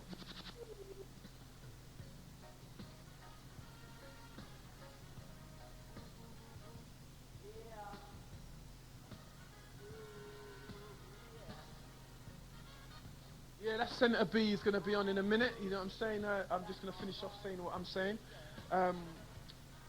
Senator Blessed B is on from 2 till 4. Yeah, so that's all good. Yeah, so I'm saying, yeah. So because I know the rebelliousness is out there already, you know what I'm saying? It's to direct it. So you need someone or a movement of people who can redirect them, like how the Muslims, kept a lot of guys off the street, with their Muslim kind of attitude and the rare helping a lot of guys know themselves and rare. You need that. You get what I'm saying? You need something to redirect that energy. Then you can say to the children, right, you can start to say, well, this movement says there is not enough education in schools about black history. Yeah? There's not enough education in schools about black history. So the movement, whatever the movement may be, wants it. Because Diane Abbott hasn't done it. Bernie Grant hasn't done it. You know what I'm saying? These people who are supposed to represent us because of the darkness of their skin, they do little things. I've been there with Diana Abbott in the Houses of Parliament. I've been there. I see what kind of mentality they have, what kind of la-di-da mentality they have. You know what I'm saying? And that doesn't help me on the ground. You get what I'm saying? It doesn't help me or people like me on the ground, because there's lots of us. And we then need to emulsify with other people who are in the middle, who maybe not so close to the ground, and then they emulsify themselves with people who are further up. Then we have a more homogeneous movement, rather than having this, this split scattered so-called, I know what the right thing is, I know about capitalism, I know what democracy is, I know what socialistic values are. Everybody's got a different political agenda. You know what I'm saying? And with those different political agendas all the time, we're just going to mad ourselves, man. It's just going to be more madness. And more talk shows and more criticizing of other people and criticizing of, you know, this man's criticizing me, that man's criticizing the way I do that man, rather than saying, well, that person's legitimate, that person has a purpose. You know, I see people get wound up in their belief. They will almost to the point where they become disrespectful and they will kill for their belief. You know what I'm saying? Those are the things that people need to control and have discipline over. You know what I'm saying? We're too hot, you know, we're very emotional but too hot-headed. You know what I'm saying? And you know, I appreciate all the callers that called in today and presented their particular argument or whatever in the manner which they did, because you found less of that. I remember a woman phoned up one day and she said there was a problem, you know, that people were shouting over each other and we had this, you know what I'm saying? And I thought about it, and that's why, you know, each time something happens in your life, you sit down and you say to yourself, what is a positive or negative outcome of that situation? And I thought about that. And over that, some other stuff happened during that same week that made me look at that antagonistic entity and realize that everybody's a valid person. Everybody's got something valid to say. You can then say, well, in fact, your information is wrong, or blah, blah, blah. But I think to jump on someone and then say, oh, well, I don't think you got it right, and down in their face, I think that's a sight of someone who's not even in control of themselves. And I mean, if I've done that, I apologize for that. And it's good to, you know, for people to point these things out at people in a less than antagonistic way. You get what I'm saying? Because why would you need to try and sort out something with someone who you're trying to sort something out with, and yet you're trying to beat them down? You know what I'm saying? Unless they're actually disrespectful to you and showing that they hate you, you have no reason to beat them down. You just let them say what they need to say, let them finish what they say, and put your point across. If you're strong in your belief, then they're there. And if you got people who are also like yourself who are strong in their belief, you will get back at you. So you just wait until your backup comes. You know what I'm saying? Because fighting them on an individual level is not really going to solve nothing. It's just going to leave the antagonism in the air, and that will feed down to the, you know, like it's like Senator B coming into the studio and feeling tension. And he hasn't felt none because there ain't in here. So people have to recognize that when you have households full of arguments, and when you have communities full of arguments, the tension is in the air. It lingers for some strange, unseen scientific reason. It's still there. So I'm saying, I'm sending peace and love out there, and like I'm out sending the bees in, and I'll catch you on the Rego Chat Show on Wednesday if you're all about that. That's from 10 till 12, you know I'm not good, 11 till 1, sorry, because I'm used to 10 till 12, 11 till 1 Wednesday, you know what I'm saying, it's a more adult orientated show and it's a far more controversial show, so those of you who are of that, you know, less than controversial disposition, you know, I don't think it's for you, and also at 10 to 12, and I don't know if I'll be back on a Sunday, because obviously the People's Talk Show and it might be some other presenter, so I'm saying peace and out and send it these in.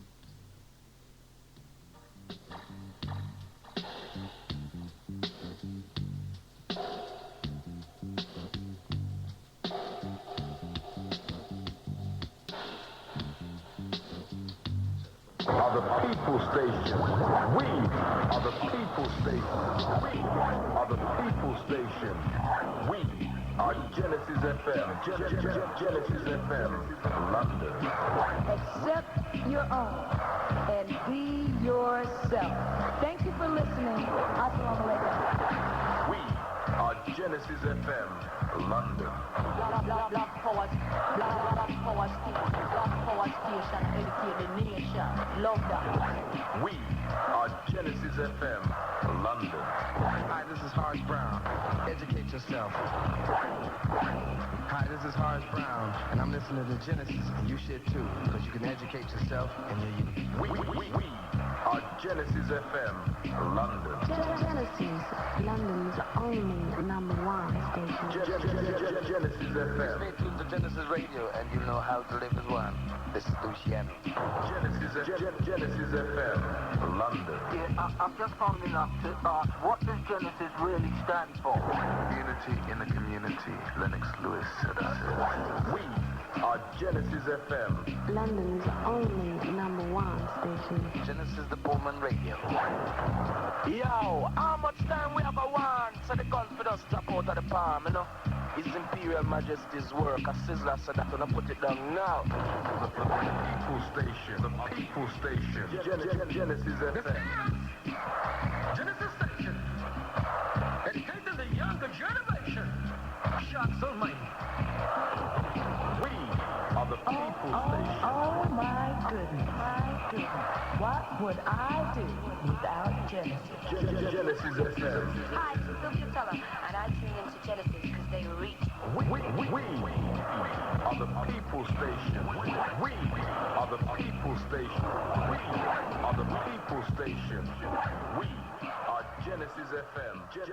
Genesis FM, London.